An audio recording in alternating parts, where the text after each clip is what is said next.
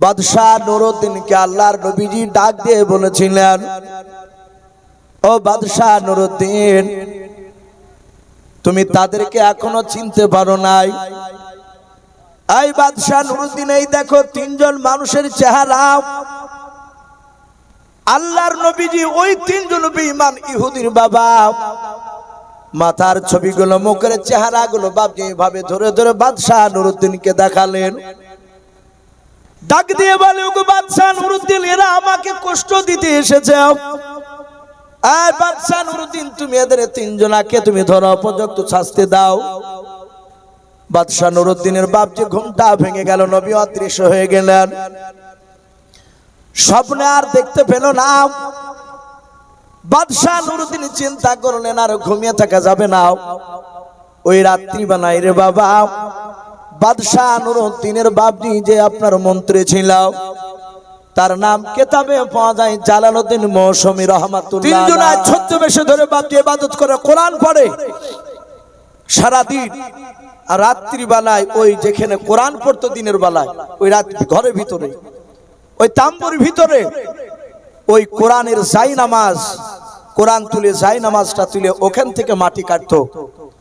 গোটা রাত, সারা রাত বাপজি মাটি কাটে। আর এরা তিনজনায় লাগাতার, ও এলে যায় তখন আরেকজন কাটে, আরেকজন এলে যায় আরেকজন কাটে, আর মাটিকে দুটো দুটো করে নিয়ে গিয়ে সাগরে ঢেলে দেয়।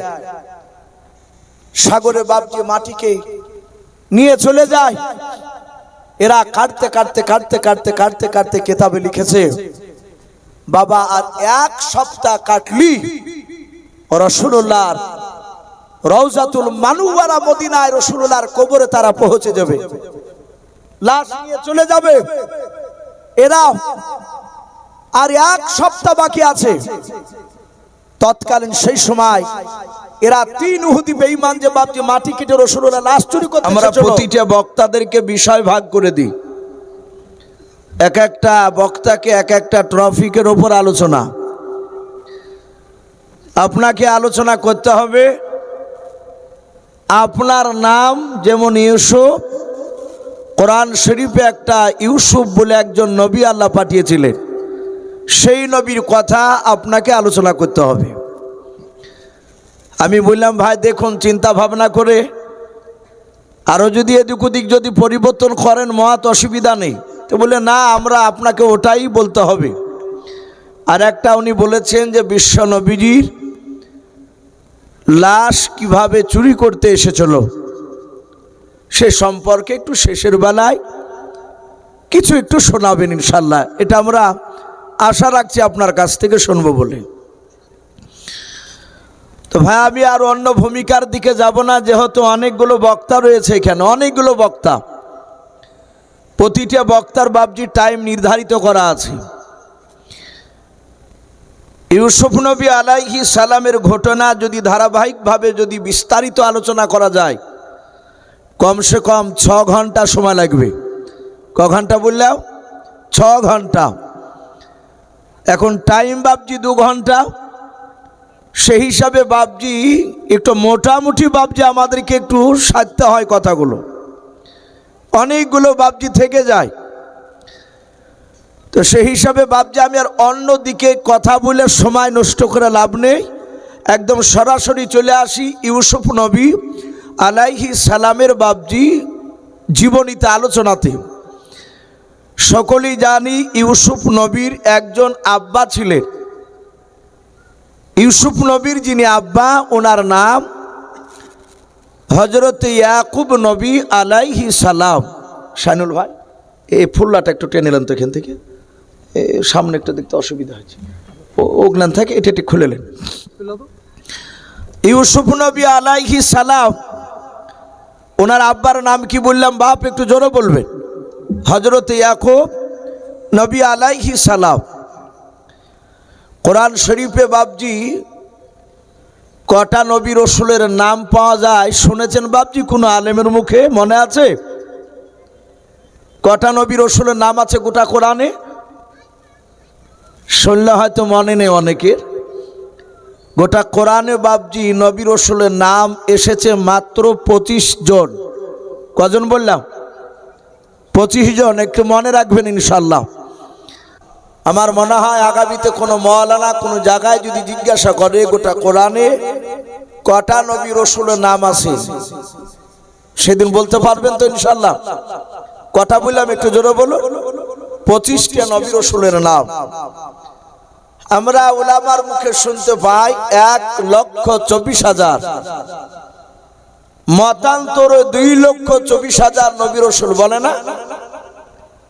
তাহলে এতগুলো নবী রাসূলের মধ্যে মাত্র কোরআনে 25টি, আর কোথায় আছে তাহলে তাদের নাম? বাবজি তাফসীরে কিতাবে, অন্যান্য বাবজি হাদিসের কিতাবে তাদেরও নামগুলো আছে, কিন্তু ধারাবাহিকভাবে গোটা কোরআনে 25টি। গোটা কোরআনে বাবজি সূরা আছে মাত্র 114টা। কথা বললাম, একটু হোহা দিবেন বাপ। 114টা সূরা। আল্লাহ রাব্বুল আলামিন একটা সূরাতি আল্লাহ নিজে বলেছেন আহসানাল কসাস। এগুলো বাবজি আরবি শব্দ কোরআনে। যারা ওলামা তারা আশা করি বাবজি বুঝতে পারছে। আল্লাহ বলছেন আহসানাল কসাস। আহসান মানে সুন্দর, অতি উত্তম। কসাস মানে বাবজি ঘটনা, কেসা যাকে বলি আমরা। আল্লাহ নিজে বলছেন ইউসুফ নবীর সূরাতে, এই ইউসুফ সূরায় ইউসুফ নবীর ঘটনাকে আল্লাহ নিজে বলছে আমি অতি উত্তম ঘটনা আমি তোমাদের কাছে ইউসুফ নবীর আলোচনা করেছি। বলুন সুবহানাল্লাহ। বাবজি সেই ইউসুফ নবীর কথা আপনাদের সামনে বাবজি আমি শুরু করেছি। ইউসুফ নবীর আব্বার বাড়ি ছিল বাবা কেনান শহরে। কিতাবে লিখেছে ইউসুফ নবী বলেন, বড় হওয়ার পর তিনি বলেছিলেন আমাকে যে যত বেশি ভালোবেসেছে তার ভালোবাসার কারণে আমাকে বিপদে পড়তে হয়েছে। কথা বুঝতে পারছেন ভাই আমার কথা? ইউসুফ নবী বলছেন আমাকে যে যত বেশি ভালোবেসেছে তার ভালোবাসার কারণে আমাকে বিপদে পড়তে হয়েছে। আর একটা কথা বলি, আপনাদের শোনা আছে কি জানা নেই আমার, কিন্তু আমার মনে হয় যারা ইউটিউবে আমার বক্তব্য ফলো করে ইউসুফ নবীর ঘটনাতে আমি এটা ইউসুফ নবীর এই তথ্যটাও বাবজি বলেছি। ইউসুফ নবীকে ছোট্টবেলায় তার ফুফুমা, আপন ফুফুমা, ওনাকে চোর তহমত লাগিয়েছিল। চোর তহমত লাগিয়েছিল কেন? ইয়াকুব নবী আলাইহিস সালামের টোটাল সন্তান ছিল বাবজি 12টা। কটা বললাম? 12টা। ইয়াকুব নবীর দুটো স্ত্রী ছিল। বড় স্ত্রীর প্রথম স্ত্রীর সন্তান ছিল 10টা। এই 10টা ছেলের মধ্যে প্রথম ছেলেটার নাম ছিল ইয়াহুদ, দ্বিতীয় ছেলেটার নাম ছিল শমর, তৃতীয় ছেলেটার নাম ছিল রুবেল।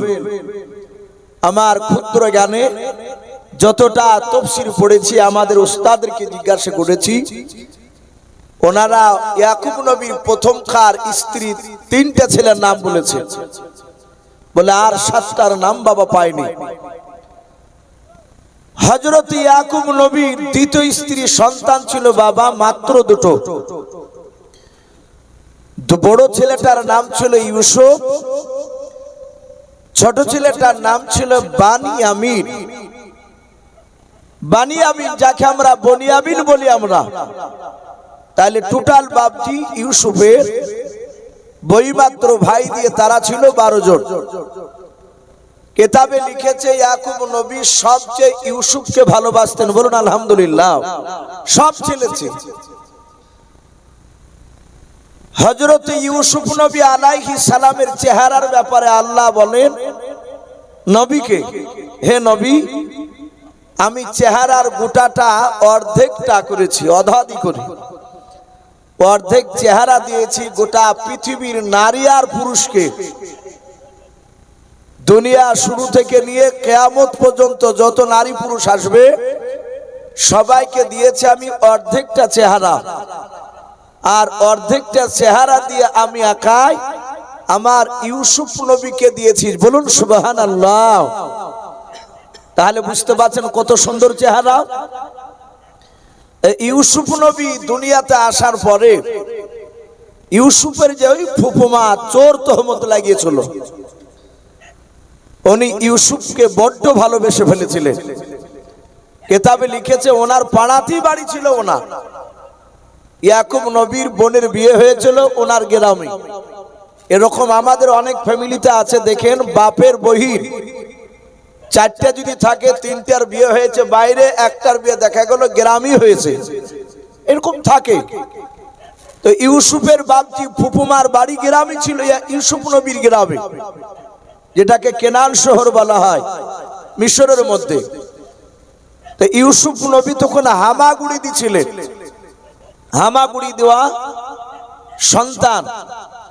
হযরতে ইউসুফ নবীর ফুফুমা দেখলো আমি ইউসুফকে ধুয়ে বাড়িতে থাকতে পারিনি, ডাক দিয়ে ইয়াকুব নবীকে বলল, ভাই তোমার ছেলে ইউসুফকে আমি এক সপ্তাহের মতো বাড়িতে নিয়ে যাব, এক সপ্তাহ তোমার বাড়িতে থাকবে, এক সপ্তাহ আমার বাড়িতে থাকবে। এইভাবে নিয়ে যাওয়া আসা করতে করতে বাপজি আরো মহব্বত বেড়ে গেল। ইউসুফ নবীর ফুফুমা দেখলো আমি ইউসুফকে পাঠিয়ে যখন দিই তার আব্বার কাছে, এক সপ্তাহ বাপের কাছে থাকে, আর আমার কাছে এক সপ্তাহ যখন থাকে, আমার কাছে থাকলে আমার জানটা ভরে যায়। আর ইউসুফ আমার কাছ থেকে আমার ভাইয়ের বাড়িতে যখন থাকে আমার রাতে শুয়ে ঘুম হয় না, এত ভালোবেসেছিলেন। ইউসুফ নবী তখন বাপজি হাঁটতে শিখেছেন, এই পর্যন্ত ওই এক সপ্তাহ করে নিয়ে যাওয়া আসা করে। হঠাৎ ইউসুফের ফুফুমার মাথাতে একটা বুদ্ধি আসলো যে আমি যদি ইউসুফকে যদি আমি চোর বানিয়ে তাকে প্রমাণিত করতে পারি যে ইউসুফ আমার বাড়ি থেকে জিনিস চুরি করেছে, তাহলে ইয়াকুব নবীর সেই সময়কার তার শরিয়াতে হুকুম ছিল যে যার বাড়িতে চোর চুরি করতে গিয়ে হাতে নাতে ধরা যদি পড়ে যায় প্রমাণ সহ, তাহলে সে চোরকে যার বাড়িতে চুরি করবে তার বাড়িতে 6 মাস লাগাতার থাকা লাগবে, তার কাজ করতে হবে। ইউসুফের ফুফুমা দেখলো আমি যদি একে চোর বানিয়ে প্রমাণ করতে পারি তাহলে আমার বাড়িতে ক মাস থাকবে, কথা বলে 6 মাস, আমার জান ঠান্ডা হয়ে যাবে। এই 6 মাস রাখার কারণ কি? ইউসুফকে তার ফুফুমা বড্ড ভালোবাসে। হযরত ইউসুফ 7 দিনকার দিন বাপজি যেদিন শেষ হয়, রাত্রিবেলা শুয়ে আছে, ইউসুফের ফুফুমা যেটাকে বাপজি কোমর বিছা বলা হয়, কোমর বিছা ইউসুফের ফুফুমার কোমর থেকে বাপজি নিজে খুলে নিলাও। বিছানার ডান দিকে তাকে দেখে ইউসুফ নবী শুয়ে আছে। হযরত ইউসুফ নবী আলাইহিস সালামের ফুফুমা ইউসুফের বাপজি কোমরে বিছাটা ঘুমের ঘরে বাপজি লেগে দিলাও। মানুষের ঘুম বাপজি আপনার এক রকমের হয় না। কিছু মানুষকে দেখবেন বাবা মশারি যদি টাঙায়, একটা মশা যদি মশারির ভিতরে যদি ঢুকে যায়, গোটা রাত ওই লোকটা মশার ভোবার শব্দে বাপজি ঘুমাতে পারে না। আবার অনেক মানুষ দেখবেন বিনা মশারিতেও বাপজি মশের মতো নাক ডাকে, নাই চালাই পাবে না। হযরত ইউসুফ নবী আলাইহিস সালাম তিনি এমন ঘুমে বাপজি বিভোর হয়ে আছেন, কোমরে পেঁচা লাগিয়ে দিয়েছেন। ইউসুফ নবী পয়গম্বর জানে নাও। সকালবেলায় ইউসুফের ফুফুমা ইউসুফ নবীকে নিয়ে বাপজি ইয়াকুব নবীর বাড়িতে রেখে দিয়ে আলেন। বলে ভাই আমার বাড়িতে 7 দিন হয়ে গেল, এবার তোমার বাড়িতে থাকলো তোমার ছেলে, আমি আবার 7 দিন পর তোমার বাড়িতে আসবো। হযরত ইউসুফ নবীর আব্বা বলল, বোন কোনো অসুবিধা নাই, তুমি চলে যাও। ইউসুফের ফুফুমা বাড়ি চলে যাওয়ার পর ঘন্টা দুয়েকের পর বাপজি আহা মা করে কান্না করতে করতে ইয়াকুব নবীর বাড়ির দরজায় এসে হাজির হয়ে গেল। ইউসুফের আব্বা ডাক দিয়ে বলেছিলেন, ওগো আমার বোন, কলিজার টুকরা, তুমি আমার ছেলেকে রেখে দিয়ে বাড়ি গেলে, আবার কান্না করতে করতে কেন আসছো বলো? ডাক দিয়ে বলেছিল, ওগো আমার ভাই, আমার সর্বনাশ হয়ে গিয়েছে। বলে, কি সর্বনাশ হয়েছে তুমি বলো? ডাক দিয়ে বলে, ওগো বড় ভাই, আমার কোমরের বিছাটা ঘরের ভিতরে আমি আলমারিতে রেখে দিয়েছিলাম। আমি আপনার ছেলেকে বাড়িতে রেখে দিয়াও, আমি একটা কুটুম বাড়ি একটা জায়গা যাব বলে আমি বেরিয়েও ওই কোমর বিছাটা আলমারিতে দেখতে গিয়ে দেখলাম আলমারিতে কোমর বিছা নাই। ওগো বড় ভাই, আমার বাড়িতে তোমার ছেলে ইউসুফ আর আমি ছাড়া আর তৃতীয় মানুষ কেউ আজকে রাত্রিতে ছিল না। ওগো আমার বড় ভাই, তাহলে আমার কোমর বিছাটা কে নিয়ে গেল? ইয়াকুব নবী আলাইহিস সালাম তার ভঙ্গিমা দেখে ডাক দিয়ে বলেছিলেন, ওগো আমার কলিজা টুকরা বোন, তুমি কি বলতে চাও একটু খুলে বলো। ডাক দিয়ে বলে, ভাই, এসব তো ছোট ছেলে কিছু বোঝে না। আমার মনে হয় এই কোমর বিছাটা ইউসুফ হয়তো নিয়ে চলে এসেছে। হযরত ইয়াকুব নবী আলাইহিস সালাম নিজের কলিজার টুকরা বোনের কথা শুনে ইয়াকুব নবীর চোখের কোনা দিয়ে বাপজি পানি ঝরতে লাগলো। ইউসুফ নবীর আব্বা কান্না করে বলেন, রে বোন, শুনে নাও, আমার ছেলেরা কেউ চুরি করতে পারে না, বলুন সুবহানাল্লাহ। হযরত ইউসুফের বাপজি ফুফুমা বলল, ভাই, আমি তোমার জবানি কথা আমি বিশ্বাস করব না। তুমি ইউসুফের পকেটগুলো তুমি একটু দেখো। ইউসুফ নবীকে ডাকলেন। ইউসুফ নবী বলেন, আব্বা, আপনি কেন আমাকে ডাকলেন বলেন? বলে, বাবা, তোমার ফুফুমার কি কোমর বিছা নিয়েছো? ইউসুফ বলেন, আব্বা, আমি কোমর বিছা তো দেখি না, আমি চিনি নাও। বলে, আব্বা, আমি ফুফুমার কেন কোমর বিছা নেব আমি? হযরত ইউসুফ নবীর বোন নাই ফুফুমা ডাক দিয়ে বলেছিল, গো ভাই, কেউ চুরি করলে কি স্বীকার করে? আপনি ওইভাবে বলবেন না। ওর জামার পকেট গুলোকে আপনি চেক করে দেখুন। চেক করে দেখা হলো পকেটে বাবজে নাই। ইউসুফের ফুফুমা ডাক দিয়ে বলেছিল, ভাই, একটু জামাটা খুলে দেখো। কিন্তু ইউসুফের ফুফুমা জানে যে এইভাবে রেখে দিয়েছে যাহাতে ইউসুফ নবীর আব্বা, ইউসুফ নবীর বাপজি জামাটা বাবজি খুলে ফেললেন। দেখলেন ইউসুফের কোমরে বিছা লাগানো। ইউসুফ নবীকে বলেন, বাবা, তুমি যে কিছুক্ষণ আগে বললে আমি নিইনি, এই যে বিছা তোমার কোমরই তো ভরা আছে। ইউসুফ বলেন, আব্বা, খোদার কসম কেন বলে আমি জানি না এ আমার কোমরে কেন এ বিছা আসলো।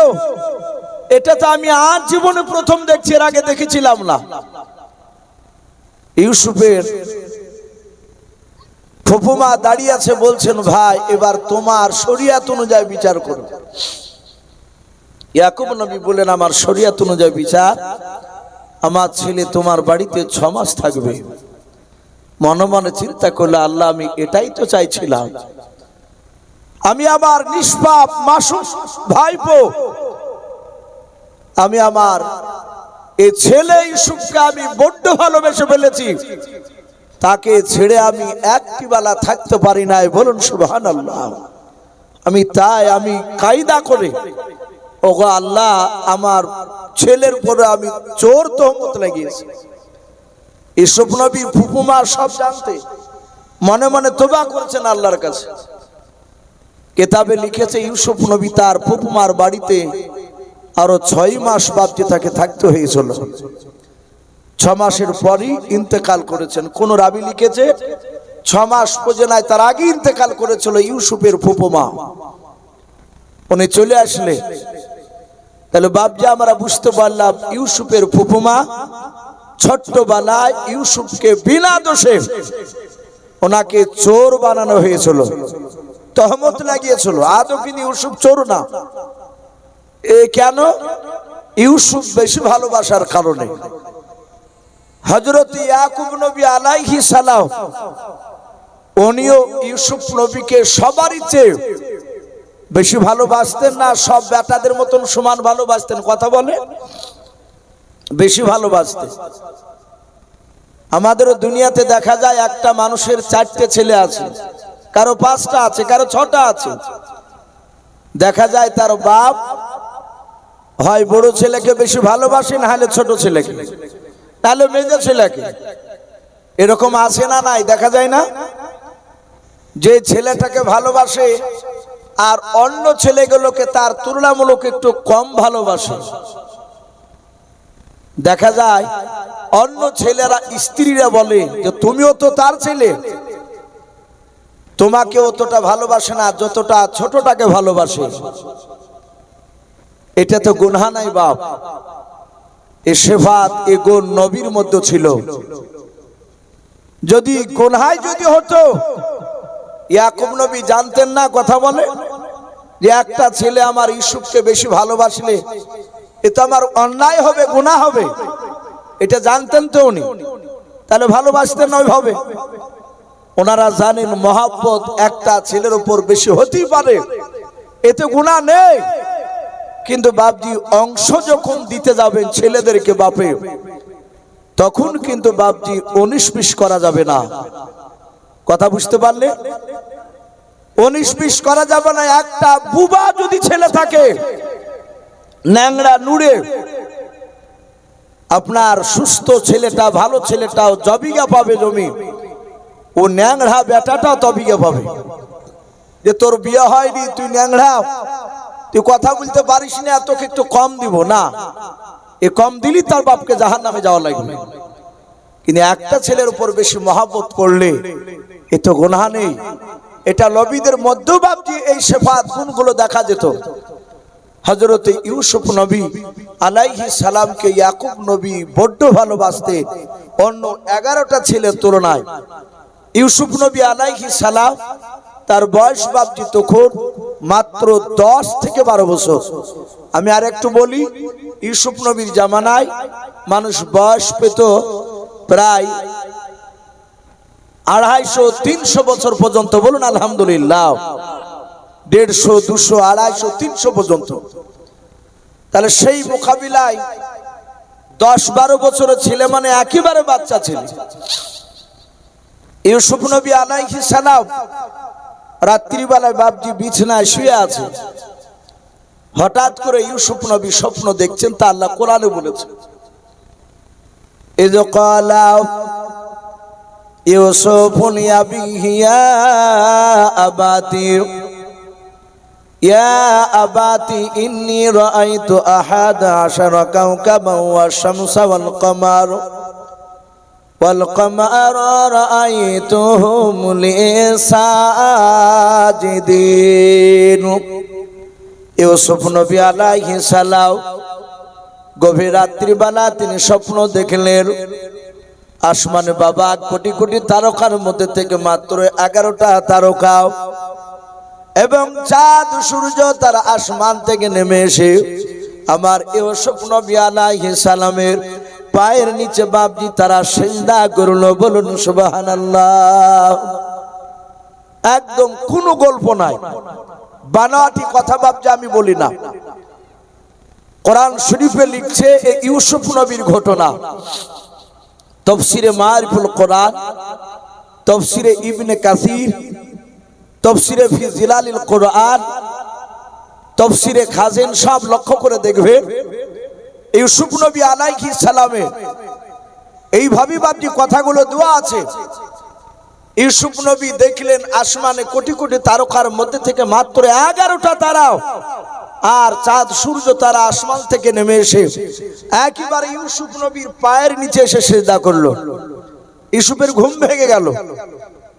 উনি ঘুম থেকে জাগার পর ওখানেই বসে আছে। উনি চিন্তা করছে এই স্বপ্নের কথা আমি ভাইদেরকে বলবো না আব্বাকে বলবো? কথার দিকে বাপজি খুব মনোযোগ সহকারে শুনবেন। এই ঘটনার মধ্যে বাপজি শিক্ষা আছে। কোরআনে এত বড় লম্বা ঘটনা আল্লাহ এমনি এমনি দেয়নি, এই মানুষের উপকারের জন্যই দিয়েছে। হযরতে ইউসুফ নবী বিছনা থেকে বাপজি পালিয়ে যায়নি, ওখানেই আছে ওই ঘরে। উনি চিন্তা করছেন স্বপ্নের কথা আব্বাকে বলবো না ভাইদেরকে বলবো। উনি আলোচনা করছেন, একা একা চিন্তা করছেন। আচ্ছা বলে, যদি ইউসুফের যদি আব্বা ওই ঘরেই থাকতেন, ইউসুফের যদি ভাইয়েরা ইউসুফের বিছানায় যদি থাকতো, তাহলে ইউসুফ কি আর চিন্তা করতো? কথা বলে। তাহলে ইউসুফ তার বাপ থাকলে বলতো কে, আব্বা আব্বা আমি রাত্রিবেলা স্বপ্ন দেখলাম। ভাইয়েরা যদি পাশে থাকে তাহলে বলতো তো, ভাই আমি রাতে স্বপ্ন দেখলাম। ইউসুফ নবীর এই স্বপ্নের ব্যাখ্যায় এতে পাওয়া যাচ্ছে ইউসুফ নবীর ভাইয়েরা ছিল না, তার আব্বাও ওই ঘরে ছিল না। তার মানে ইউসুফ নবী একাই ছিলেন। এখান থেকে বাপজি আমাদের শিক্ষা নিতে হবে। ইউসুফের বয়স ক বছর বললাম বাপ? 10 থেকে 12। আল্লাহর নবী বলেন, কোন সন্তান যদি 10 বছর হয়ে যায়, 11-12 বছর যদি হয়ে যায়, বাপ মার পিছন থেকে সন্তানের বিছানা আলাদা লাগবে, আলাদা করতে হবে। আমাদের অনেক বাড়িতে এরকম ফ্যামিলি আছে, ছেলে একটা 18 বছর বয়স, ছেলে ভয় করবে পাশের ঘরে শোয়ালে, শোয়ায় না, বাপ মার বিছানা তিনি মহব্বতে ছেলেকে নিয়ে শুয়ে থাকে। কি এরকম থাকে কি থাকে না? কথা বলে। অনেকে বাপজি 13-14 বছরের সন্তান তারাও থাকে, তারা ভাবে যে ছেলে তো অত বড় হয়নি, ভয় করবে, একা থাকতে পারে না। মনে রাখবেন, যাদের সন্তান 10-12 বছর পার হয়ে গিয়েছে, ওই সব সন্তান বাপ মার পিছনে রাত্রিবেলা যদি শুয়ে থাকে, আল্লাহ তরফ থেকে তার বাড়িতে লানত বর্ষিত হয়, বদদুয়া হয়। সন্তান আলাদা বিছানা করা লাগবে, পর্দার সহিত একই ঘরে রাখা যাবে না। কারণ যেই সন্তানটা 10 বছরই ধরলাম, ওই ছেলেটা সবকিছু বুঝতে পারে কি পারে না? কথা বলে। এখন তো বাপজি আবার 6-7 বছরের ছেলে সব ফুল বুঝে নিচ্ছে, এসব মোবাইলে নষ্ট হয়ে গেল। অনেক মানুষ দেখেন বাপজি রাত্রিবেলা বিছানায় শয়, অনেকে আবার বলে যে ভাই বাল্বু অফ করে আমার ঘুম হয় না, বাল্বু জ্বালিয়ে শুয়ে থাকে দরজা লাগিয়ে দিয়ে। আচ্ছা বলে, কিছু মানুষ কাপড় পরে যদি শয়, লুঙ্গি পরে, তো সকালবেলায় দেখা যায় উঠে আবার লুঙ্গি খুঁজে বেড়ায় বিছানাতে। বলে কি হইলো? বলে নাই, খাটে নিচে পড়ে আছে। হয় কি হয় না? কথা বলে। হয়। যাদের কাপড় এদিক ওদিক চলে যায়, আবার অনেকে দেখেন বেড়াতে গেলে ও তো লজ্জায় পড়ে যায়, তখন ভাবছি 2 পায়ের মাঝখানে লুঙ্গিতে গিড়ি দেয়। বলো ভাই অকেছেন কেন? বলো ভাই আমার শোয়া খারাপ, লুঙ্গি মাথার দিকে চলে যায়, গিড়ি দিছে। বাপজি ওই রাত্রিবেলায় যদি বাপজি আপনার বেপরদা হয়ে যায়, সন্তান যদি রাত্রিবেলায় চালা হয়, ঘুম ভেঙে গেছে, একটা লজ্জার ব্যাপার না? কথা বলে। লজ্জার ব্যাপার, আরো গোপনীয় কাজ তো আছে। এই জন্য বাপজি সন্তান 9 বছর 10 বছর হতে লাগলি আপনি একদিনে হঠাৎ করে বিছানা আলাদা করে দিলে সে থাকতে পারবে না। তাকে আস্তে আস্তে থাকানো অভ্যাস তৈরি করুন। ইউসুফ নবীর আব্বা ইয়াকুব নবী আলাইহিস সালাম ওনার সন্তানদেরকে সব আলাদা আলাদা করে থাকতে দিয়েছিলেন।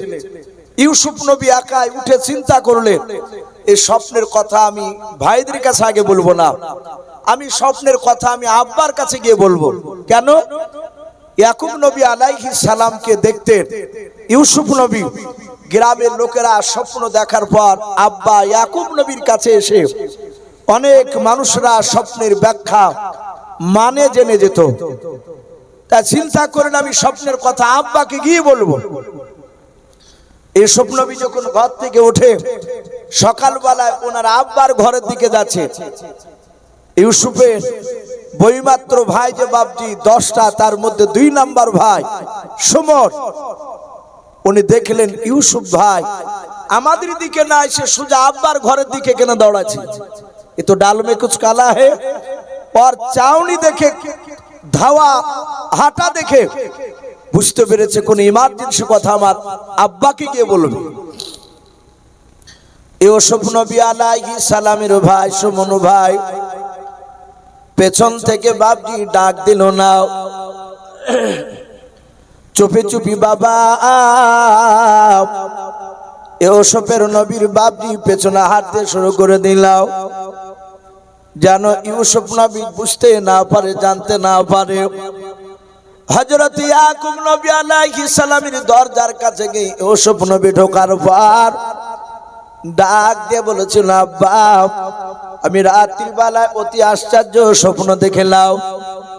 হযরত ইয়াকুব নবী আলাইহিস সালাম ডাক দিয়ে বলেছিলেন, ওগো আমার ইউসুফ ছেলে, বলো তুমি এমন কি স্বপ্ন দেখলে বলাও।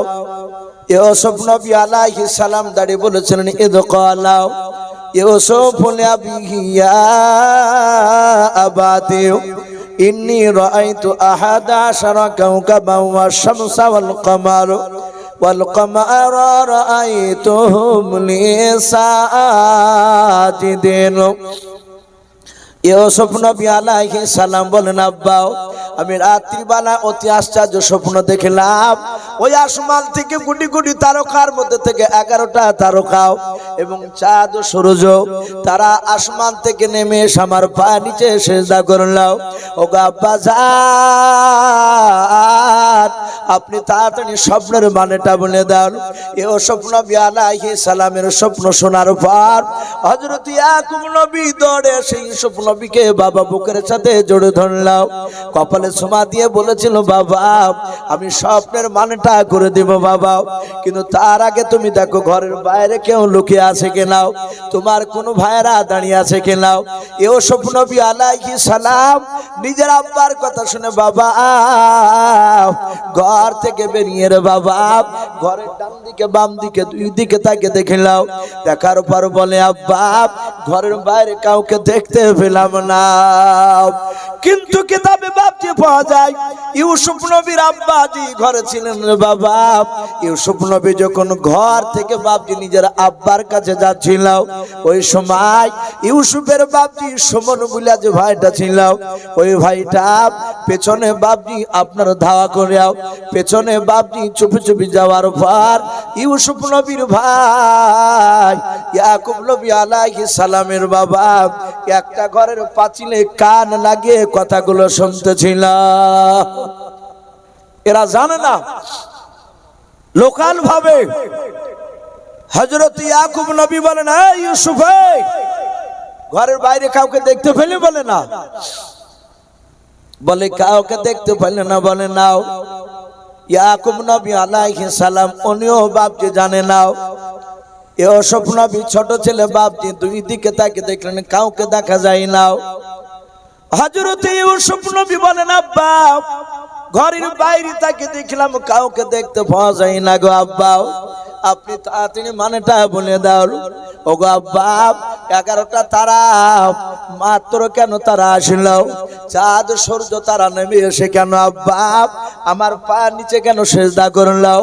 আরো কোটি কোটি তারকা তারা কেন আসলো না? হযরত ইয়াকুব নবী আলাইহিস সালাম বলেন, ক্বালা ইয়া বুনাইয়া, ডাক দে বলেন, ওগো আমার কলিজার টুকরা ছেলে সব শুনে নাও, লা তাকসুসুর ওয়াকাও। ও বাপজি ভাইরা, এই কথাগুলো বাপজি আয়াতগুলো বাপজি কোরআনের আয়াত, এটা বানাটি গল্প নাই। হযরত ইয়াকুব নবী ডাক দিয়া বলেন, ক্বালা ইয়া বুনাইয়া, ওগো আমার কলিজার টুকরা ছেলে সব শুনে নাও, লা তাকসুসুর ওয়াকাও। আরবিতে বাপজি স্বপ্নকে বাপজি রুয়াতুন বলা হয়। রুয়াতুন বাপজি এটা আরবি শব্দ, এর মানে হচ্ছে বাপজি স্বপ্নকে বলা হয়। হযরত ইয়াকুব নবী বলেন, লা তাকসুসুর ওয়াকাও, এই আমার ইউসুফ ছেলে শুনে নাও, লা তাকসুসুর উয়াকা, খবরদার এই স্বপ্নের কথা তুমি কাউকে বলবা না। আলা ইখওয়াতিকা, হযরত ইয়াকুব নবী ডাক দিয়ে বলেছিলেন, ওগো আমার ছেলে ওসব শোনে না, এমনকি তোমার ভাইদের কাছেও বলবা না। আলা ইখওয়াতিকা, আরবিতে বাপজি ভাইকে বাপজি আপনার অক্ষণ বলা হয়। অক্ষণ মানে বাপজি আপনার ভাই। ডাক দিয়ে বলেছিল আলা ইখওয়াতিকা, খবরদার তোমার ভাইদের কাছে তুমি বলবা না। ইউসুফ নবী ছোট ছেলে বাপজি কথাটা ক্যাচ করলেন, ডাক দিয়ে বলেছিলেন, বাপ আপনি কেন ভাইদের কাছে স্বপ্নের কথা বলতে বারণ করলেন? ওগো আমার আব্বা, আমাদের মা দুটো হতে পারে, কিন্তু আব্বা আমাদের সকলের ভাইদের আব্বা আপনি আমাদের একটাও। ওগো আব্বা জান, আপনি তো আমাদের একটাই আব্বা জান, আর ওরা আমার বই মাত্র ভাই। মা শুধু আলাদা কিন্তু বাপ তো আলাদা নাও। আব্বা গো, আপনি কেন আমার ভাইদের কাছে স্বপ্নের কথা বলতে বারণ করলেন? ইয়াকুব নবী আলাইহিস সালাম বলেন, ফায়াকিদু লাকা কাইদাও। কোরআন শরীফে বাপজি এসেছে সূরা ইউসুফে, আল্লাহর নবী ইয়াকুব নবী আলাইহিস সালাম বলেন, ফায়াকিদু লাকা কাইদাও। এর মানে হচ্ছে বাপজি ইয়াকুব নবী বললেন, ওগো আমার ছেলের ছেলে ইউসুফ, শুনে নাও কেন তোমার ভাইদেরকে আমি বলতে বারণ করলাম। আলা ইখওয়াতিকা ফায়াকিদু লাকা কাইদা, তোমার ভাইয়েরা চক্রান্তকারী মতো চক্রান্ত করবে। ইন্না শাইতানা লিল ইনসানি আদুবুম মুবিন। হযরত ইয়াকুব নবী যা যা বলেছে, ইউসুফ নবী যা বলেছে, গোটা কোরআনে বাপজি ওই ইউসুফে বাপজি তুলে ধরা আছে। হযরত ইয়াকুব নবী বলেন, ইন্না শাইতানা লিল ইনসানি আদুবুম মুবিন। ডাক দিয়ে বলেন, হে আমার কলিজার টুকরা সন্তান ইউসুফ, ইন্না শাইতানা লিল ইনসানি আদুবুম মুবিন, নিশ্চয় শয়তান মানুষের প্রকাশ্য দুশমন। কার দুশমন? শয়তান কথা বলে মানুষের। ভাই ভাই মারামারি লেগে যায়, শয়তান এসে উস্কানিমূলক কথা বলে। ভাই যখন রাগে পড়ে বাপজি কোনো লাঠি মেরে দেয় মাথায়, মরে যায়, ভাই পালিয়ে যায়, লোকে বলে ভাই ভাইকে মেরে ফেললো। সে বাপজি আড়ালে যখন লুকিয়ে থাকে, ওর মাথা থেকে শয়তান পালিয়ে যায়, তখন একা একাই কাঁদে, আমি কি ভুল করলাম, আমি কেন মারলাম আমার ভাইকে। যারা মারে তারা গোপনে গিয়ে বাপজি সে আফসোস করে, কিন্তু সেই সময় আফসোস করে তা লাভ নেই, যা ভুল তা তো করেই ফেলেছে। এই জন্য ইয়াকুব নবী বলেন, ইন্না শাইতানা লিল ইনসানি আদুবুম মুবিন, নিশ্চয় শয়তান মানুষের প্রকাশ্য দুশমন। ইয়াকুব নবীকে ইউসুফ নবী বলেন, আব্বা আমি বলবো না ভাইদেরকে 11টা তারা চাঁদ সূর্য কেন আসলি, আর মানে বলে দেন। ইয়াকুব নবী বললেন, ওগো আমার ছেলে ইউসুফ, তোমরা টোটাল ভাই কটা? ইউসুফ নবী বলেন, আমরা 2 মায়ের 12টা ভাই। বলে তোমাকে বাদ দিলে কটা থাকে? বলে 11টা। ইউসুফ তারা কটা এসেছিল? বলে তারা এসেছিল 11টা।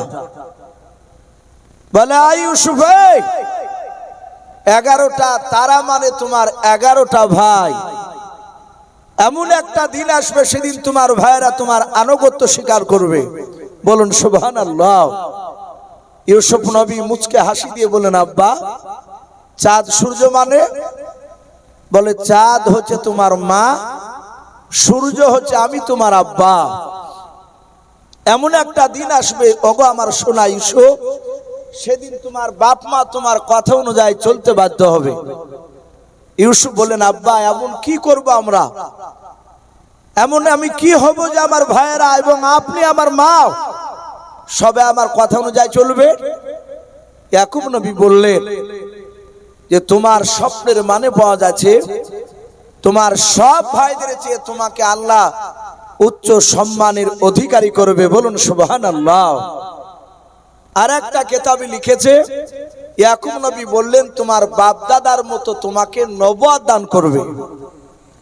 আর উচ্চ সম্মানের অধিকারী একমাত্র নবীরে ছাড়া পৃথিবীর কেউ বাপজার হতে পারবে না। সারা পৃথিবীর মানুষেরদের মধ্যে থেকে সবচেয়ে উচ্চ মানের উচ্চ সম্মানের অধিকারী কারা একটু কথা বলে?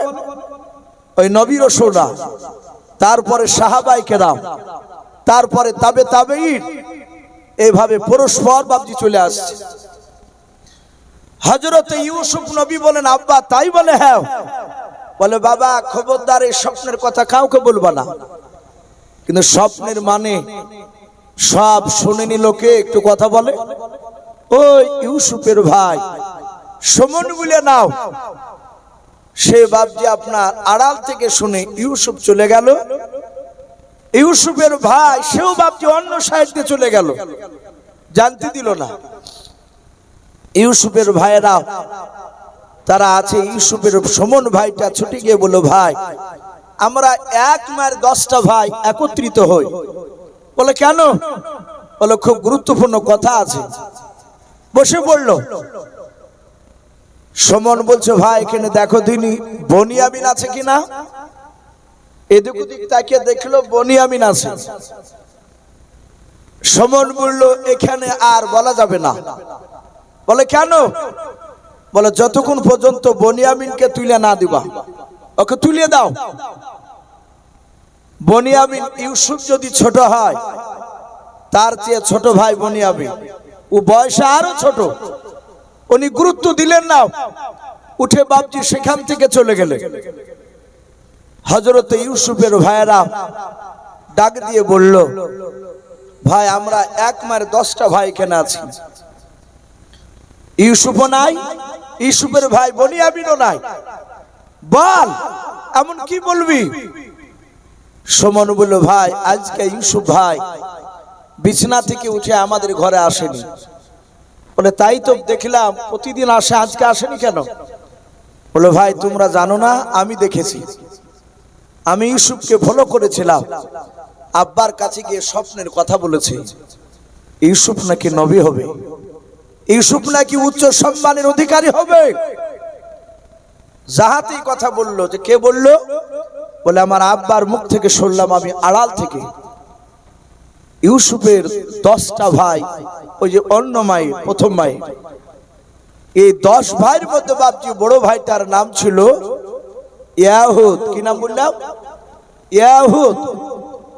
উনি ইব্রাহিম নবী আলাইহিস সালামের মতকে তিনি মানতেন। উনি হেসে বললেন, ওগো আমার ভাইরা, আমাদের ভাই ইউসুফ যদি নবী হয়, এ তো আমাদের গর্বের বিষয়, এ তো আনন্দের ব্যাপার। ডাক দিয়ে বলল, না তা কি কেরা হয়? বলে, বড় ভাই ইয়াহুদ, আমরা সংখ্যায় বেশি না, ওরা সংখ্যায় বেশি। বলে, আমরা ইউসুফরা সংখ্যায় মাত্র 2 জন। ইউসুফের বড় ভাই বলল, ভাই তা হোক, 1000 হলো তো আমার ভাই। বাপ একটা মা দুটো, ইউসুফ নবী হবে, উচ্চ সম্মানের অধিকারী হবে, এটা তো আনন্দের ব্যাপার। হিংসা শুরু হয়ে গেল। হিংসা বাপ আগে থেকেই আছে, আমাদের মধ্যেও আছে। আলেমে সালাম দেওয়া দিই নাই, এখন পন্থী চলছে বাপ, কিছু মনে করবেন না। আমি আপনাদেরকে বলবো, বাপজি মুসলমানের পিঠ দেওয়ালে ঠেকে গিয়েছে। কবরে হানাফি, ফারাজি, দেওবন্দি, তাবলিগি, বেরেলি সব প্রশ্ন করা হবে না। আমল দেখবে আপনার আমল। মার রব্বুকা, মার নাবিকা, মার দীনুকা, এই 3টা প্রশ্ন যারা উত্তর দিতে পারবে, তারা কবর, ফুলসিরাত সব জায়গা পাস করে যাবে। বলুন আলহামদুলিল্লাহ। এই জন্য বলবো, বাপজি আপনি যা করছেন করো, আমি যা করছি করছি, কে নাভির ওপরে হাত বাঁধছে বাঁধুক, নাভি নিচে বাঁধছে বাঁধুক। আমরা সকলেই কলেমা পড়া তো ভাই, আমরা ঐক্য হই, না হলে গোটা পৃথিবীর বাপজি এক শ্রেণীর মানুষেরা সামনে দিন চরম ভয়ঙ্কর আসছে বাপ, চরম ভয়ঙ্কর। যে সবগুলো দেখতাম ইতিহাসে, খবরাখবরও দেখতাম যে বাহিরকে বাপজি, বাহিরে বাপজি আপনার মুসলমানদেরকে বাপজি ধরিয়া কচুকাটা করে কাটছে। সেগুলো আগামী দিনে বাপজি আসতে চলেছে, বেশি দিন নাই। এই জন্য বলবো বাপজি আর দলাদলির দিকে যাব না, আমরা সকলেই আমরা দিনী ভাই, আমরা বলুন ইনশাআল্লাহ। আমরা মুসলমান যদি বুঝতে পারি যে ইনি মুসলমান, কলেমা পড়ে, সে কোন দলের লোকে দেখবো না, আমরা সালাম দাদি করব এবং মহব্বত তৈরি করবো, বলুন ইনশাআল্লাহ। বাপজি আমার সোনা লালেরা, ইউসুফ নবী আলাইহিস সালামের ভাই ইয়াহুদ বলল, এই সুমন, এই আমার ভাই, এ নবী হলে আমাদের তো ভাগ্যের ব্যাপার, থাক না। সুমন বলল, না, তা হতে দেওয়া যাবে না। বলে কেন? মানে শয়তানে ধরলে যা হয়, ওই যে এখন নবী বলেছিলেন, ইন্না শাইতানা লিল ইনসানি আদুব্বুম মুবিন, নিশ্চয় শয়তান মানুষের প্রকাশ্য দুশমন। ডাক দিয়ে বলেছিল, সুমন গো ভাই, আমি দেখেছি আব্বা জান আমাদের সব ভাইয়ের চেয়ে ইউসুফকে ভালোবাসে, কথা সত্য। আবার বলল, ভাই শুধু তাই নয়, গোটা গ্রামের মানুষেরা সবাই ইউসুফ ইউসুফকে পাগল। বাপজি, মানুষ যদি ভালোবাসে ইউসুফ নবীকে, ইউসুফের ভাইয়েরা কিছু বিরোধিতা কেন করতে পারবে? কিছু করতে পারবে না। হাদিসে এসেছে, আল্লাহ যখন ভালোবাসবেন কাউকে, আল্লাহ রাব্বুল আলামিন আসমানের ফেরেশতাকে ডেকে বলে, হে ফেরেশতা, আমি দুনিয়ার ইমামনগরের অমুক ব্যক্তি, এবং আপনাদের আমার পরিচিত ভাই শাইনুল ভাই, ওনার নামে কথা বলছি, হয়তো আল্লাহ বলবেন আমি শাইনুলকে ভালোবাসি, ফেরেশতাও তোমরাও ভালোবাসো। ফেরেশতারা আল্লাহর কথা শুনে ফেরেশতারা ডেকে ডেকে বলা বলি করবে, ফেরেশতারা, এই আমার সাথী ভাইরা, জানো আল্লাহ দুনিয়ার ইমামনগরের শাইনুল ভাইকে ভালোবাসে, অতএব আমরা ভালোবাসি। ফেরেশতারা যখন ভালোবাসতে লাগে, আর ওই ফেরেশতার ভালোবাসা তাসি মানুষের মধ্যে চলে আসে, অটোমেটিক তখন বাপজি দেখবেন আপনি আমি তার বিরোধিতা করে কিছু করতে পারা যায় না, হাজার হাজার লোক তার পেছনে বাপজি দৌড়ায়, তাকে ভালোবাসে। সেদিন তার বিরোধিতা করে কিছু করতে পারা যাবে না, কারণ তাকে স্বয়ং ভালোবেসেছেন কে? একটু কথা বলে, আমার আল্লাহ। ইউসুফ নবীকে আল্লাহ ভালোবাসে, ওর ভাইয়েরা বাপজি বিরোধিতা শুরু করেছে। সুমন বলল যে আমরা দেখেছি গোটা গ্রামের লোকেরা ইউসুফ ইউসুফকে পাগল, ইউসুফকে ভালোবাসার আমাদের যে কোনো একটা ভাইয়ের বিরুদ্ধে নালিশ নিয়ে আসা আব্বার কাছে। ভাই, আমরা ইউসুফকে যদি উকতুলু ইউসুফা আবিতরাহুহু আরযায়াকুলু লাকুম আজহু আবিকুম ওয়া তাকুনু মিন বাদিহি কওমান সালিহিন, আল্লাহ কোরআনে বলছেন ইউসুফের ভাইয়েরা যে চক্রান্তর জাল বিছাছিল, তারা বলল, ভাই উকতুলু ইউসুফা, আমরা ইউসুফকে যদি হত্যা করে দিতে পারি, কতল করে দিতে পারি, আবিতরাহুহু আরযায়াকুলু লাকুম আজহু আবিকুম মিন বাদিহি কওমান সালিহিন। ও আমার ভাইয়েরা, আব্বা যে ইউসুফকে ভালোবাসে, সেই ভালোবাসার মহব্বতটা সে গোটাটা আমাদের দিকে চলে আসবে। ইউসুফকে যদি আমরা হত্যা করে দিতে পারি, সুমনের যুক্তিতে বাপজি তার সব ভাই আবার রাজি হয়ে গেল। ডাক দিয়ে ইয়াহুদ বলল, ভাই মারা যতটা মুখে বলা সহজ, বাস্তবে পরিণত করা অত সহজ নয়। সুমন বলে, কেন? বলে, আব্বাজানকে দেখেছি ইউসুফকে একটি বেলা চোখের আড়াল করে কোথাও রাখে না, যেতে দেয় না। এই সুমন, এই কেমন করে মারবি ইউসুফকে? সুমন বলল, ভাই ও যুক্তিও করেছে।